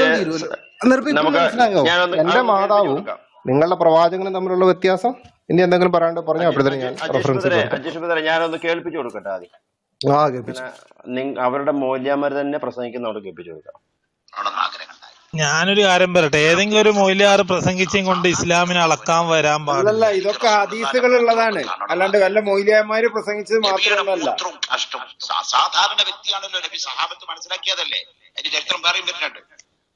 അപ്പൊ അനസ് തങ്ങൾ പറയാണ്, മക്കയിൽ നിന്ന് മദീനയിലേക്ക് അള്ളാഹുവിന്റെ റസൂൽ യാത്ര ചെയ്യുന്ന സമയം അള്ളാഹുവിന്റെ റസൂലിന്റെ പിറകിൽ കൂടി ഞാൻ മലമൂത്ര വിസർജനത്തിന്റെ സമയമായപ്പോൾ ഈത്തപ്പണയുടെ മറവിൽ ലഭിതങ്ങളെ വിശ്രമിക്കാനിരുന്നു. മലമൂത്ര വിസർജനമൊക്കെ കഴിഞ്ഞപ്പോ റസൂലുള്ള അനസിനെ വിളിച്ചു, അനസേ തോൽപാത്രത്തിൽ നിറച്ചു വെള്ളമുണ്ട്, കുറച്ചു വെള്ളം കൊണ്ടുവാ എനിക്ക് മനഘോരത്തിന് വേണ്ടി. അനസ് റളിയല്ലാഹു അൻഹു പറയാണ്, ഞാൻ അള്ളാഹുവിന്റെ റസൂലിന് മനഘോരത്തിന് വേണ്ടി കുറച്ച് തോൽപാത്രത്തിൽ വെള്ളം കൊണ്ടുചെന്നു. മനഘോരം കഴിഞ്ഞ് നബിതങ്ങൾ അങ്ങ് എഴുന്നേറ്റ് പോയപ്പോ ഞാൻ റസൂലുള്ള കാട്ടിച്ച ഭൂമിയിലേക്കൊന്ന് നോക്കി അത്യാഗ്രഹത്തോടെ, റസൂലുള്ള മൂത്രിച്ച ഭൂമിയിലേക്കൊന്ന് നോക്കി അത്യാഗ്രഹത്തോടെ. റസൂലുള്ളാന്റെ മൂത്രത്തെ സംബന്ധിച്ച് അനസ് തങ്ങൾ പറയാണ്, ഭൂമി 2 കഷ്ടമായി പിളർന്നു അവിടെ. ഭൂമി 2 കഷ്ടമായി പിളർന്നു. അവിടെ നബിതങ്ങളുടെ കാഷ്ടവും മൂത്രവും ഒരാൾക്കും കാണാൻ പറ്റാത്ത നിലക്ക് ഭൂമി കബറടക്കം നടത്തി. ഇനി പറഞ്ഞോ. ആ അപ്പൊ അല്ല എനിക്ക് ബാക്കിയും കൂടെ പറയാനുണ്ട്. അതിപ്പോ ഇവിടെ കിബിലയ്ക്ക് നേരെ ഇത് മൂത്രമൊഴിച്ച മുഹമ്മദ് അജീഷ് ബ്രദർ ആദ്യം പറഞ്ഞ കിബിലയ്ക്ക് നേരെ മൂത്രമൊഴിക്കുന്ന കാര്യം അജീഷ് ബ്രദർ അത് വായിക്കുകയും നമ്മുടെ AK-47 എന്ന സഹോദരൻ മേൽ പിൻ ചെയ്തിരിക്കുന്ന ലിങ്കിൽ ക്ലിക്ക് ചെയ്യുകയും അത് വായിക്കുകയും ചെയ്യും. ഓക്കെ. സുന്നു തിർമിദി അധ്യായം 1 ഹദീസ് നമ്പർ 10.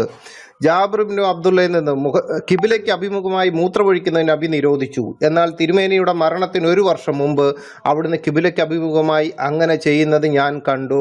സുന്നു തിർമിദി അധ്യായം 1 ഹദീസ് നമ്പർ 10 പേജ് 3. അടുത്തത് സുന്നു തിർമിദി അധ്യായം 1 ഹദീസ് നമ്പർ 11 പേജ് 3. ഇബ്നു ഉമറിൽ നിന്ന് ഒരിക്കൽ ഞാൻ ഹബ്സയുടെ വീടിന് മുകളിൽ കയറിയപ്പോൾ നബി ഷാമിന് നേരെ കിബിലയ്ക്ക് പിന്തിരിഞ്ഞ് മലമൂത്ര വിസർജനം ചെയ്യുന്നത് കണ്ടു. മനസ്സിലായോ? ഇനി ഇത് അപ്പോൾ എൻ്റെ AK-47 വെറുതെ ഞങ്ങൾ പറയുന്നതൊന്നും കാര്യമല്ല. ഏകദേശം അങ്ങനെ ബൈബിളിൽ ഒരുപാട് മണ്ടത്തരങ്ങളെല്ലാം പറയാൻ അപ്പൊ ഈ മുഹമ്മദ് അപ്പിയിട്ടത് ഏറ്റവും വലിയ മണ്ടത്തരമായിട്ട്. മുഹമ്മദ് ഒരിക്കലും അപ്പിയിടാൻ പാടില്ലായിരുന്നു. മുഹമ്മദ് തീർത്തോ. അജീഷ് ബ്രദർ നിക്ക് AK-47 ബ്രദറെ കേൾക്കുന്നുണ്ടോ? ഞങ്ങൾ പറയുന്നത് കേൾക്കുന്നുണ്ട്. അല്ല, മതപണ്ഡിതന്മാര് അതിനുള്ള സാക്കിർ നായിക്കിനെ പോലത്തെ വലിയ വലിയ ആൾക്കാരുണ്ട്. ഇവരൊക്കെ ഇടുന്ന് നിന്നിട്ട് പറയുന്നല്ലാണ്ട് അതൊക്കെ പഠിച്ച ആൾക്കാർ അതിനെ കുറിച്ച് കൃത്യമായിട്ട് പറയും. ഇവിടുന്ന് ഡയലോഗ് കളിച്ചിട്ട് കാര്യം. സഹോദര ഞാൻ സാക്കിർ നായിക്ക് വന്ന് മുഹമ്മദ് അപ്പി ഇടുന്ന കാര്യം പറഞ്ഞാല് അല്ല സാക്കിർ നായിക്ക് വേറൊന്നും പറ്റത്തില്ല.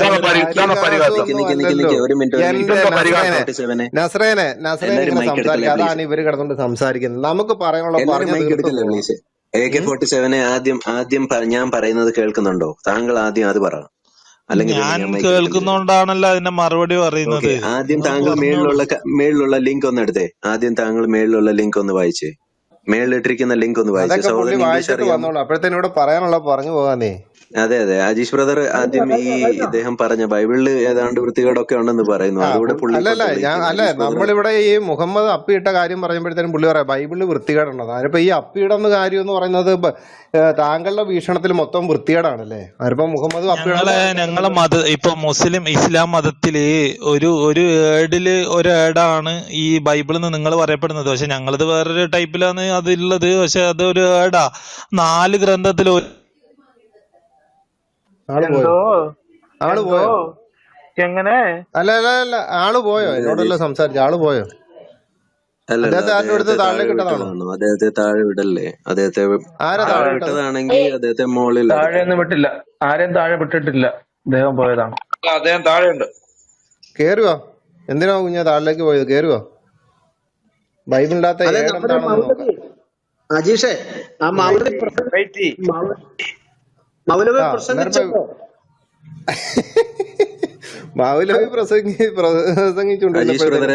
അജീഷ് ബ്രദറെ അദ്ദേഹം വരുവാണെങ്കിൽ നമ്മൾ സമയം കൊടുക്കണം. എന്നിട്ട് നമുക്ക് ആരോ താഴെ ഇട്ടതാ, അല്ലാണ്ട് എനിക്ക് താഴെ പോകേണ്ട കാര്യമില്ല. എനിക്ക് ശരി AK-47 താങ്കളെ താഴെ വിട്ടതാണെങ്കിൽ സോറി പറയുന്നു. ഇനിയും താങ്കൾ എന്താണ് താങ്കൾക്ക് പറയാനുള്ളതെന്ന് 3 മിനിറ്റിൽ ഒന്ന് പറയാമോ? എന്നിട്ട് ഞങ്ങൾ അതിന്റെ ഉത്തരം തരാം. അല്ല, ഞാൻ പറയുന്ന ഞങ്ങളെ ഏടിൽ ഒരു ഏടാ ഈ ബൈബിൾ എന്ന് പറയുന്നത്. പക്ഷെ നിങ്ങള് വായിക്കുന്ന ബൈബിളൊന്നും അല്ല, ഒരു ഏട് മാത്ര. അപ്പം അത്ര ചെറിയൊരു പുസ്തകമല്ല ഞങ്ങളുടെ ഇസ്ലാം എന്ന് പറയുന്നത്. ബൈബിൾ അല്ല ഇവിടെ വിഷയം. ഇവിടുത്തെ വിഷയം അല്ല, നേരത്തെ ഈ സജീഷ് പറഞ്ഞു ബൈബിള് പിന്നെ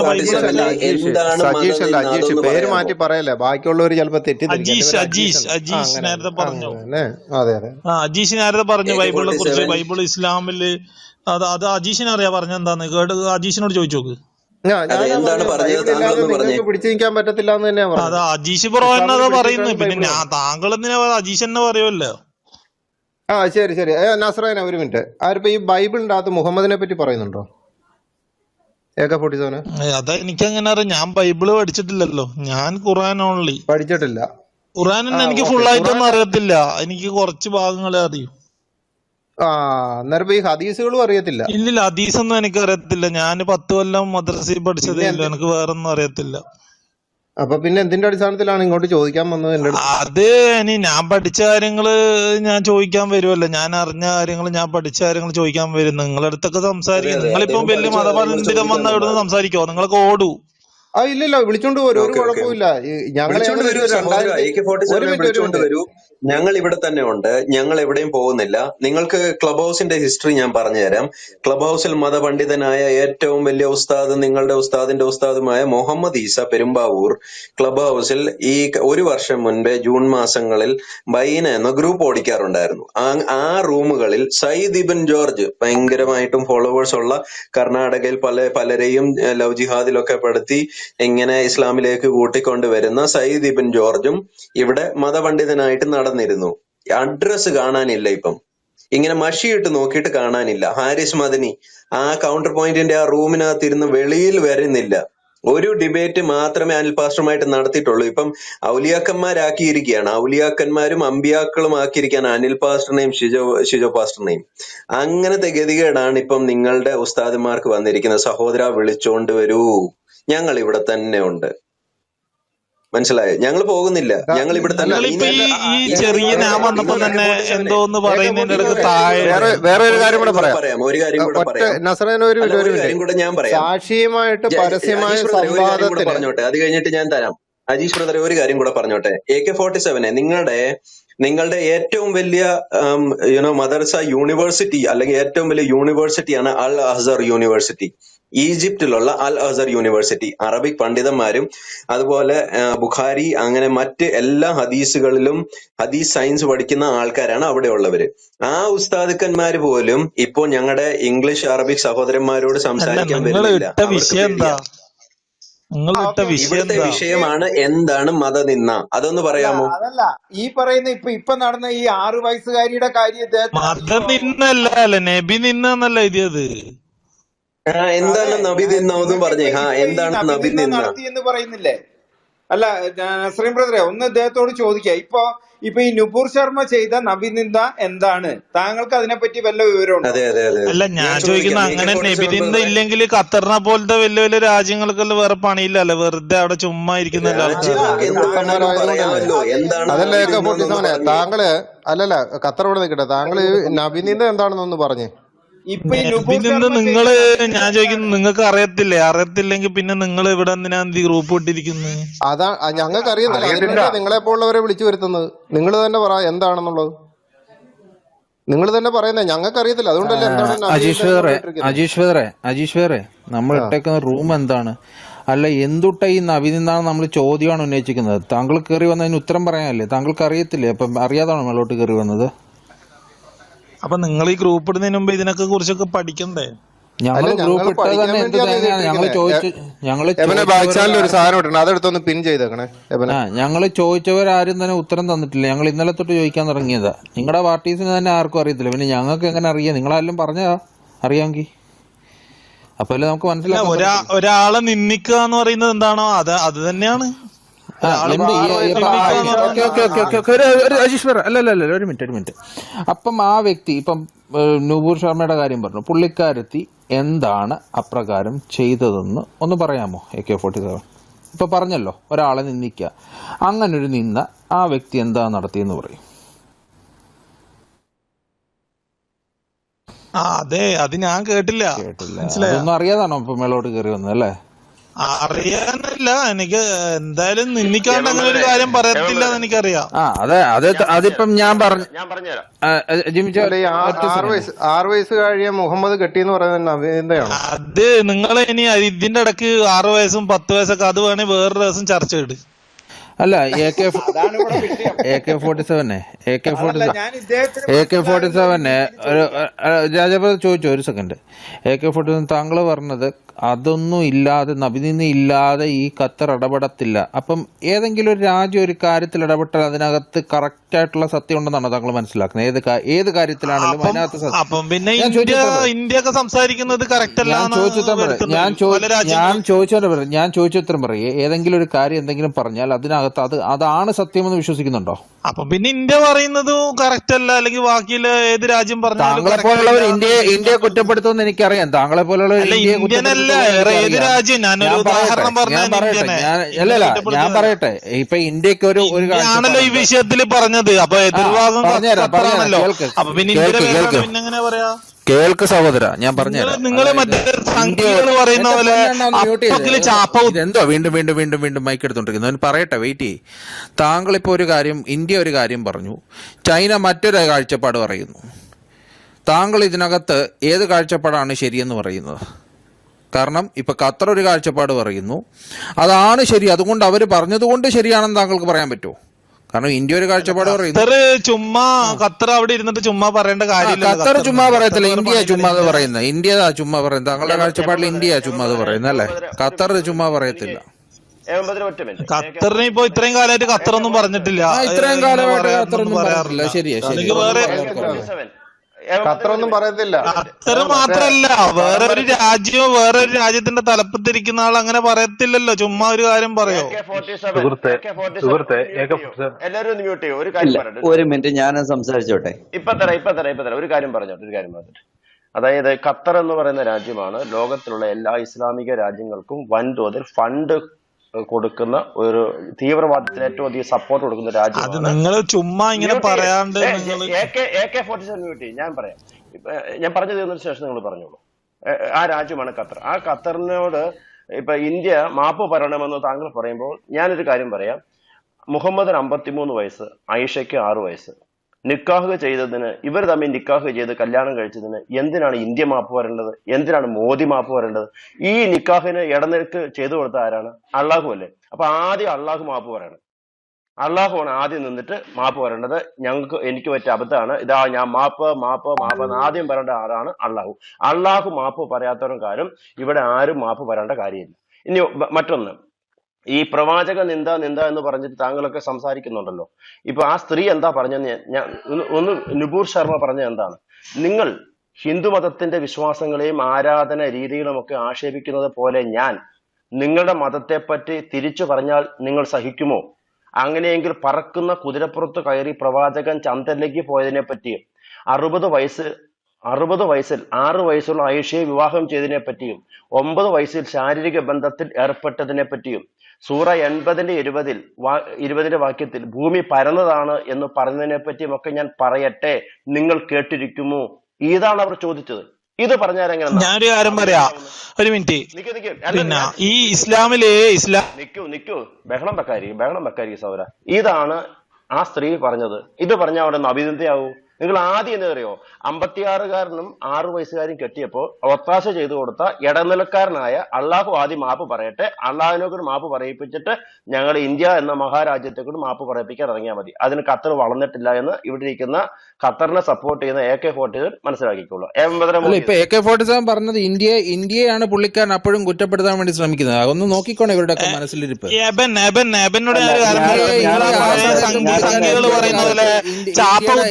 നൈസായിട്ട് ഇന്ത്യയുടെ പാകിസ്ഥാനിലേക്ക് കാര്യം അറിയാണ്ട് ചാപ്പുണ്ടല്ലേ, അതൊന്നും ഇനി പുതിയ ജനറേഷന്റെ ഇടയ്ക്ക് കയറല്ലേ.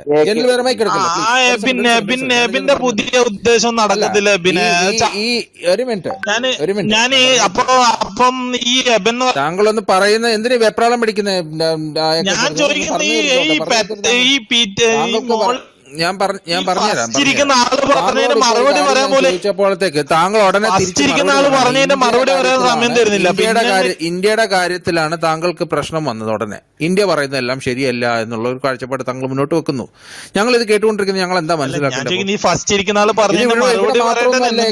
ഞങ്ങൾക്കിത് പുതുമ തോന്നാത്തതിന്റെ കാരണം എന്നറിയോ? ഫേസ്ബുക്കിലോട്ട് കയറി ഇത് തന്നെയാണ് അവിടെ കാണിച്ചുകൊണ്ടിരിക്കുന്നത് മുഴുവൻ പേരും. ഫേസ്ബുക്കിലോട്ട് കയറി കഴിഞ്ഞാൽ ഇന്ത്യ കുറ്റപ്പെടുത്തിക്കൊണ്ടിരിക്കലാണ് അവിടുത്തെ മുഴുവൻ പരിപാടിയും.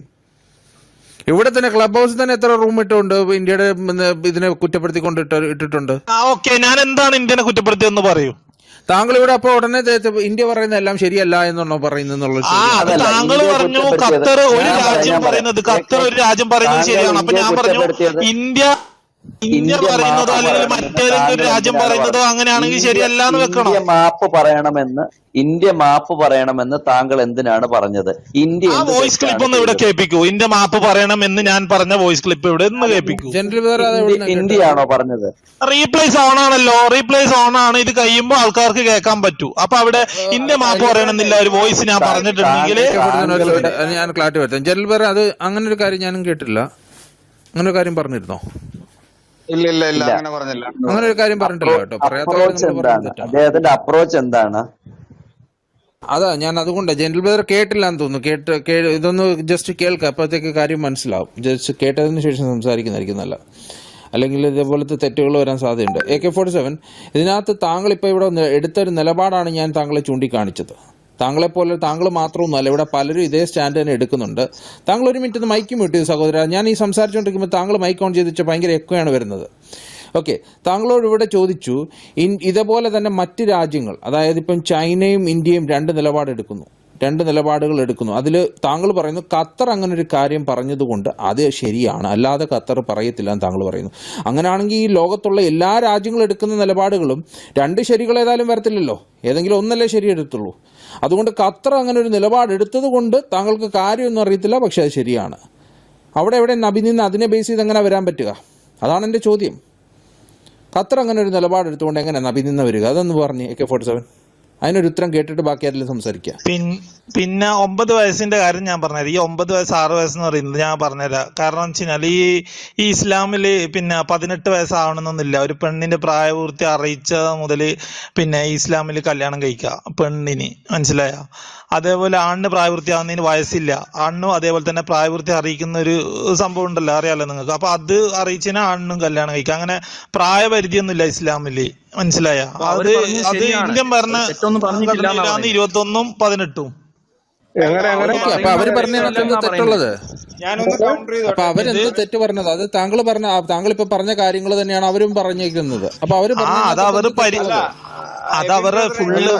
പറഞ്ഞതിൽ എന്ത് തെറ്റാണ് സഹോദരൻ ഉള്ളത്? അതന്നെ, അത് അവർ ഫുള്ള് പറയുമ്പം ഫുള്ളായിട്ട് പറയുമ്പോ ഹിന്ദുക്കളെ ഇങ്ങനെ പിന്നെ എന്താന്ന് പറഞ്ഞത്, ഹിന്ദുക്കളുടെ ശിവലിംഗത്തെ എടുത്തു വെച്ച് പറയുമ്പോൾ ഹിന്ദുക്കളുടെ ശിവലിംഗം നിങ്ങൾ പറഞ്ഞാൽ നിങ്ങളുടെ പുസ്തകത്തിനകത്ത് ഇന്നതില്ലെന്ന് അവർ ചൂണ്ടിക്കാണിച്ചത് ഈ കാര്യം താങ്കൾ ഇപ്പൊ പറഞ്ഞ അതേ കാര്യം അവര് പറഞ്ഞപ്പോൾ എങ്ങനെയാ നബി നിന്നായി മാറിയെന്നാ ചോദിച്ചത്. അതന്നെ, അത് പരിഹാസത്തോടെയാണ് ഒന്നാമത് പറയുന്നത്. അവര് പരിഹാസത്തോടെ അല്ല, അത് ചൂടേറിയ ചർച്ച നടക്കുകയാണ്. അവിടെ ഒരു പരിഹാസത്തോടു കൂടി ഒരു വാക്കും വേണ്ടിയിട്ടില്ല. അവിടെ നല്ല ഹീറ്റഡ് ആർഗ്യുമെന്റ് നടക്കുന്നു. ഒരു മിനിറ്റ് ഒന്ന് മ്യൂട്ട് ചെയ്ത് AK-47 താങ്കൾ മൈക്ക് തുറന്നു വെച്ചോണ്ടിരിക്കില്ല പ്ലീസ്. കൊടുത്തോടം പാസ്റ്റർ എന്തെങ്കിലും പറയാൻ വന്നിരുന്നോ? ജനറൽ വേറെ കൊടുത്തോടം പാസ്റ്റർ ഒറ്റ മിനിറ്റ് പാസ്റ്റർക്ക് ശേഷം നമ്മുടെ ബെഞ്ചമിൻ പാസ്റ്റർക്ക് ഒരു അത് ഞാൻ അതിലേക്ക് വരാം ജിമ്മിച്ച് അതിലേക്ക് വരാം. അതിന് മുന്നേ കൊടുത്തിട്ടും പാസ്റ്ററും ജനറൽ വേറും സംസാരിക്കാനുണ്ട്. ജനറൽ വേറിന്റെ കാര്യമുണ്ട്. ഒരു മിനിറ്റ് ഞാൻ ഒരു ഭാഗം വായിച്ചു കേൾപ്പിക്കാം. ഇതില് മതനിന്ദയുണ്ടോ എന്ന് നിങ്ങൾ പറയണം. Ubai bin Kab told that he heard God's messenger say, അള്ളാഹുവിന്റെ ദൂതൻ ഇങ്ങനെ പറയുന്നത് ഞാൻ കേട്ടു. If anyone proudly assert his descent in the manner of the pre-Islamic people, ആരെങ്കിലും നിങ്ങളെ ജാഹിലിയൻ എന്ന് വിളിച്ചാൽ, tell him to bite his father's penis and do not use euphemism. ഇത് നിങ്ങളുടെ കൃത്യമായ കിതാബിൽ കിടക്കുന്നതാണ്. കിതാബിന്റെ പേര് വായിക്കുന്നു. General behaviour chapter 8 boasting and party spirit, page 1021. Muhammad പറയുന്നതാണ് ഒരാളോട് ജാഹിലിയന്റെ രീതിയിൽ ഇടപെട്ട അങ്ങനെ സംസാരിച്ചു കഴിഞ്ഞാൽ tell him to bite his father's penis. Anil പാസ്റ്ററെ, ജാഹിലിയ കുടുംബ പാരമ്പര്യത്തിൽ ആരെങ്കിലും പ്രൗഢി കൊണ്ടാൽ അവനോട് ഇങ്ങനെ പറയണം. അല്ലാതാബൽ മുഫ്രദിനകത്തും ഇത് തന്നെയാണ് 960. ഇതുപോലെ തന്നെ വേറൊരു ഭാഗം കൂടെ കിടക്കുന്നു. ലാത്തയുടെ ജനനേന്ദ്രിയം പോയിട്ട് മുത്തട്ടെ. ഞാൻ മുത്തട്ടെ തൽക്കാലം പറയുന്നുള്ളൂ, ശരിക്കും അങ്ങനെയല്ല. അത് കുറെ സ്ത്രീകൾ ഇരിപ്പുണ്ട്. ഇത് അങ്ങനെയാണെങ്കിൽ അന്നത്തെ ജാഹിലിയന്റെ മതവികാരം വ്രണപ്പെട്ട് കാണൂലേ? അവന്റെ വിശ്വാസം അനുകൂലതല്ലേ? അതേക്കുറിച്ച് എന്താ പറയാനുള്ളത്? അപ്പൊ ഈ മതനിന്ദ എന്ന് പറയുമ്പോൾ ആരോപിക്കുമ്പോ അതെല്ലാവർക്കും ബാധകല്ലേ? അത് മുഹമ്മദ് ചെയ്തിട്ടില്ലേ മതനിന്ദ? കാബാ ക്ഷേത്രത്തെ ഇടിച്ചു പൊളിച്ച് അതിലെ ബാക്കിയുള്ള ബിംബം എല്ലാം എടുത്തെറിയുകയും അത് വിശ്വസിച്ചു പോന്നിരുന്ന ആളുകളെ കുറിച്ച് ഇത്തരത്തിൽ അവന്റെ അപ്പന്റെ എന്ന് പറഞ്ഞിട്ട് പറയാം, പെനീസ് പോയിട്ട് ബൈറ്റ് ചെയ്യട്ടെ എന്ന് പറഞ്ഞാൽ അതെങ്ങനെ ഇരിക്കും? ഇതിന് മറുപടി പറയൂ ആ സുഹൃത്ത്. പുള്ളി എന്തിയാ പുള്ളിയെ കാണുന്നില്ലല്ലോ? അത് കേട്ടപ്പോഴത്തേക്ക് പുള്ളി പോയെന്ന് തോന്നുന്നു. പുള്ളിക്കാരനെ ആരും താഴ്ത്തു വിട്ടല്ലോ അല്ലേ? നമ്മുടെ ഇവിടെ ആരും പുള്ളിയെ താഴ്ത്തു വിട്ടിട്ടുണ്ടോ? ഇല്ല ഇല്ല. ഞാൻ വിട്ടില്ല. ഓക്കെ, അപ്പൊ എബൻ പുള്ളിക്കാരൻ ബ്രദറെ, പോയതാണ്. എനിക്ക് ഇവരുടെ നബി നിന്നയുടെ കാര്യം കേൾക്കുമ്പോ കേക്കാം. എനിക്കൊരു ഫിലിം ഡയലോഗാണ് ഓർമ്മ വരുന്നത്. ഈ ഒരു ഫേമസ് മലയാളം സിനിമയാണ്. അതില് പറയുന്നത്, ഈ പടക്കം ഉണ്ടാക്കിയവനും അതുപോലെ അത് പൊട്ടിച്ചവനും കേസില്ല, പക്ഷെ അതിന്റെ സൗണ്ട് കേട്ടവനാണ് കേസ് എന്ന് പറയുന്നത് പോലെയാണ്. ഇവിടെ നബി 6 വയസ്സുകാരിനെ വിവാഹം ചെയ്തതിന് കുഴപ്പമില്ല, അത് എഴുതി വെച്ച ബുഹാരിക്ക് കുഴപ്പമില്ല, പക്ഷെ അത് വിളിച്ചു പറഞ്ഞ നുപൂർ ശർമ്മയാണ് മതനിന്ദ നടത്തിയെന്ന് പറയുമ്പോ അതിൽ പരം ഒരു കോമഡി വേറെ ഉണ്ടോ? പിന്നെ അത് മാത്രല്ല, ഞാൻ വിചാരിച്ചിട്ടുള്ളത് ഈ നമ്മുടെ കേരളത്തിലെ സുഡാപ്പികൾ മാത്രമേ വിവരമില്ലാത്തവരുള്ളൂ എന്നാണ്. പക്ഷെ ഇപ്പൊ മനസ്സിലായി, ലോകം മൊത്തം ഇവർക്ക് യാതൊരു വിവരവും ഇല്ലാന്ന്. കാരണം ഇപ്പൊ നമ്മുടെ വീട്ടിലൊരു പ്രശ്നം ഉണ്ടെങ്കിൽ നമ്മളത് പുറത്തേക്ക് വിളിച്ചു പറഞ്ഞാൽ എന്ത് പറ്റും? നാട്ടുകാർ മുഴുവൻ അത് അറിയും. ഇപ്പൊ നടക്കുന്നത് അതുപോലെയാണ്. മതനിന്ന എന്ന് പറഞ്ഞ് ഇവര് വിളിച്ചു പോകുമ്പോ ഈ നബീന്റെ തുണി അഴിച്ച് നിർത്തിയിരിക്കുകയാണ്, ഇവര് വെയിലത്ത് നിർത്തിയിരിക്കുകയാണ്. എല്ലാവരും ഇപ്പൊ അതിനെപ്പറ്റി അറിഞ്ഞു. ഇത് തന്നെയാണ് ഫ്രാൻസിലും ഉണ്ടായത്. ഈ കാർട്ടൂണെതിരായിട്ട് കുറെ പേര് വെടിവെച്ച് കൊന്നപ്പോ അവിടുത്തെ ഗവൺമെന്റ് തന്നെ ഒരു ബിൽഡിങ്ങിന്റെ മുകളിൽ നബിയുടെ കാർട്ടൂൺ വരച്ചു വെച്ചു. അപ്പൊ ഇവരിൽ ഒറ്റ ആൾക്കും ബുദ്ധിയില്ലാത്ത എന്താണാവുക? അതാണ് എന്റെ ഒരു സംശയം. അല്ല, ഇപ്പൊ AK-47 ഇവിടെ വന്നിട്ട് ഒരു സെക്കൻഡ് ഈ AK-47 ഇപ്പൊ ഇവിടെ വന്നിട്ട് ഖത്തറിനെ അങ്ങ് ന്യായീകരിക്കുന്നത് കണ്ടു. ഈ കഴിഞ്ഞ ഞായറാഴ്ച ഖത്തറിലെ നൈജീരിയയിലെ ഒരു പള്ളിയിൽ ഏതാണ്ട് 50-ലധികം പേരെയാണ് തീവ്രവാദികൾ, ഈ ജിഹാദി കുഞ്ഞുങ്ങൾ വെടിവെച്ച് കൊന്നത്. ഈ നൈജീരിയ എന്ന് പറയുന്ന രാജ്യം ഖത്തർ ഉൾപ്പെടെയുള്ള OICയുടെ മെമ്പറാണ്. ഏതാണ്ട് 56 രാജ്യങ്ങൾ ചേരുന്നതാണ് ഈ OIC. ഈ 56 രാജ്യങ്ങളുടെ അതിലൊന്നാണ് ഖത്തർ, അതിലൊന്നാണ് നൈജീരിയ. അപ്പൊ നൈജീരിയയിൽ ക്രൈസ്തവർക്കെതിരെ നടന്ന കൂട്ടക്കുരുതി ഖത്തറിന്റെ വായിൽ അണ്ണാക്കിലോട്ട് പഴം തിരികെ വെച്ചിട്ടാണോ അവര് ഈ പ്രസ്താവന ഇറക്കിയത്? അപ്പൊ ഇന്ത്യ മാപ്പ് പറയണമെന്ന് പോലും ആദ്യം സ്വന്തം കൂട്ടത്തിൽ നിൽക്കുന്നവരുടെ അന്യമത വിരോധവും അന്യമത നിന്നയും അവരെ കൂട്ടക്കുരുതി ചെയ്യുന്ന പ്രവൃത്തികളും നിർത്തിയിട്ട് ഇന്ത്യ ചൊറിയാൻ പാ. ഇനി ഖത്തർ അങ്ങനെ മാപ്പ് പറയാൻ പറഞ്ഞാൽ ഇന്ത്യ ഇവിടുന്ന് വടിക്കും. പോയി പണി നോക്കാൻ പറ ഖത്തറിന്റെ അടുത്ത്. ഇവന്മാരുടെയൊക്കെ ഈ ഇരട്ടത്താപ്പ് കാണുമ്പോഴേ ഈ ജിഹാദി കുഞ്ഞുങ്ങളുടെ ഇപ്പോഴിവിടെ കയറി വന്നിരുന്നവന്റെ മനസ്സ് എവിടെയാ? അവന്റെ ഇവിടെ ചോറ് ഇന്ത്യയിലും കൂറ് ഖത്തറിലുവാ. ഇവനെയൊക്കെ സൗദിയിലോട്ടോ വല്ല പാകിസ്ഥാനിലോട്ടോ ഖത്തറിലോട്ടോ ഒക്കെ പറഞ്ഞു വിടും ഇവന്മാരെല്ലാരെയും കൂടെ. അല്ല, അങ്ങനെ ഗൾഫ് രാജ്യത്തിന്റെ ചോറ് വഹിച്ചിട്ട് നിങ്ങൾ വെറുതെ പറയുന്ന ഗൾഫ് രാജ്യത്തിന്റെ ചോറ് വഹിക്കുന്ന ആൾക്കാർ അല്ല, ഗൾഫിൽ ചുമ്മാ ഉണ്ടാക്കി ഇങ്ങോട്ട് തരുന്നില്ല. അവിടെ പോയി എല്ലും മുറിയെ കഷ്ടപ്പെട്ട് തന്നെ പൈസ വാങ്ങിക്കുന്നത്. അവന്റെ അറബികളുടെ ഓശാരത്തിനല്ല സുഹൃത്തെ, ഞങ്ങളുടെ വിദ്യാഭ്യാസവും ഞങ്ങളുടെ കഴിവുകളും എല്ലാം വിനിയോഗിച്ചിട്ട് ഞങ്ങൾ കഷ്ടപ്പെട്ട് തന്നെ. ഒരു സെക്കൻഡ് ഈ AK-47 ഇത് പറയുന്നു, പണ്ട് ഈ പറയുന്ന കുവൈറ്റും ഇതുപോലെ എല്ലാ രാജ്യങ്ങളും ഇന്ത്യന്റെ കറൻസി അല്ലേ ഉപയോഗിച്ചുകൊണ്ടിരുന്നത്? ഇന്ത്യന്റെ കറൻസി അല്ലേ അവിടെ വിനിമയത്തിന് നടത്തിക്കൊണ്ടിരുന്നത്? പിന്നെ താങ്കൾ എന്ത് വെറുതെ കിട്ടുന്ന അല്ല അവിടെ നിങ്ങളാണോ തീരുമാനിക്കുന്നത് ചോറ് ഇവിടെ കൂറ ഇവിടെ? നിങ്ങളാണോ ഇന്ത്യന്റെ സഹോദര നിങ്ങളാണോ തീരുമാനിക്കുക? ഞാൻ തീരുമാനിച്ചില്ലല്ലോ, നിങ്ങളല്ലേ പറഞ്ഞത് പിന്നെ ചോറ് ഇവിടെ കൂറ എവിടെയെന്ന്. താങ്കളും അല്ലല്ലോ, താങ്കളെ പറ്റിയല്ലല്ലോ പറഞ്ഞത്. അല്ല, നിങ്ങളല്ലേ പറഞ്ഞത്, ഇപ്പം ഞാനല്ലല്ലോ. സത്യമല്ലേ പറഞ്ഞത്? നിങ്ങൾ പിന്നെ പറഞ്ഞിട്ടില്ല എന്ന് പറയുന്നു. അനിൽ പാസ്റ്റർ ചോദിച്ച ചോദ്യത്തിന് പുള്ളി ആൻസർ ഉണ്ടോ എന്ന് ചോദിക്കാം, അല്ലെങ്കിൽ വഴിമാറും ചർച്ച വഴിമാറും. ഓക്കെ, അടുത്ത ആരായിരുന്നു? ജെന്റിൽ ഭായി കേൾക്കാമോ? ബെഞ്ചമിൻ ബ്രദറെ. ബെഞ്ചമിൻ പാസ്റ്റർ എടുത്തോളൂ. ബെഞ്ചമിൻ പാസ്റ്റർ കഴിഞ്ഞിട്ട് ജെന്റിൽ ബ്രദറിലേക്ക് വരാം. Praise Lord. ഞാനേ ദയവായിട്ട് എല്ലാവരോടും ഞാനൊന്ന് ക്ഷമ പറയുകയാണ്. കാരണം എന്റെ മോൻ കിടന്ന് ഉറങ്ങുന്നതിന് മുമ്പ് ഒരു പാട്ട് പാടണമെങ്കിൽ എന്റെ മോൻ കിടന്ന് ഉറങ്ങുന്നതിന് മുമ്പ് പാടണം. അതുകൊണ്ടാണ് ഞാൻ ഈ അവസരം നേരത്തെ ചോദിച്ചു വാങ്ങുന്നത്. ദയവായിട്ട് ആരും തെറ്റിദ്ധരിക്കരുത്. ഞാൻ നിങ്ങളിൽ ഒന്നും കൂടുതൽ കഴിവുള്ള ആളൊന്നുമല്ല. നിങ്ങളൊക്കെ ചെയ്യുന്നതിന്റെ കൂടെ ഈ ആശയത്തിൽ നിന്നുകൊണ്ട് എന്നെ കൊണ്ട് പറ്റുന്ന രീതിയിൽ ചെറിയ ഒരു കാര്യമാണ് ഞാൻ ചെയ്യുന്നത്.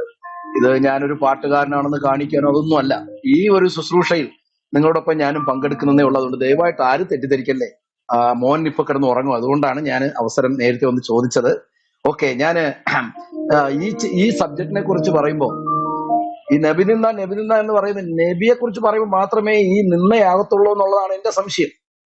ഞാൻ എന്റെ ചില സംശയങ്ങളാണ് ഞാനൊരു പാട്ടായിട്ട് കുറിച്ചിരിക്കുന്നത്. യേശുക്രിസ്തുവിനെ നിന്ദിച്ചാൽ അത് നിന്നയല്ല. മറ്റൊരു മതത്തെക്കുറിച്ചോ മറ്റു വ്യക്തികളെ നിന്ദിച്ചാൽ അതൊന്നും നിന്നയല്ല. ഈ ലോകത്താകെ നിന്ന് വരുന്നത് ഈ നബിയെ നിന്ദിക്കുമ്പോൾ മാത്രം വരത്തേ ഉള്ളൂ എന്നുള്ളതാണ് എന്റെ സംശയം. അപ്പൊ ഞാന് അത് ഒരു പാട്ടായിട്ട് ഞാൻ ഹലോ ഹലോ ഹലോ അതെ അതെ അതെ ഒരു കാര്യം പറഞ്ഞോട്ടെ. ആരാണ് മൈക്ക് എടുത്തത്? ആരാണ് ഇപ്പൊ മൈക്ക് എടുത്തത്? ആരാണെന്ന് പറയാമോ? ബ്രദറെ, ഇവിടെ എന്തോ ഇപ്പം ഇത്രയും നേരം പറഞ്ഞുകൊണ്ടിരുന്ന എന്തോ? സോറി, എന്നെ ഒന്ന് ക്ഷമിക്കണം, താങ്കൾ ഒന്ന് താഴോട്ട് പോയിരിക്കുക.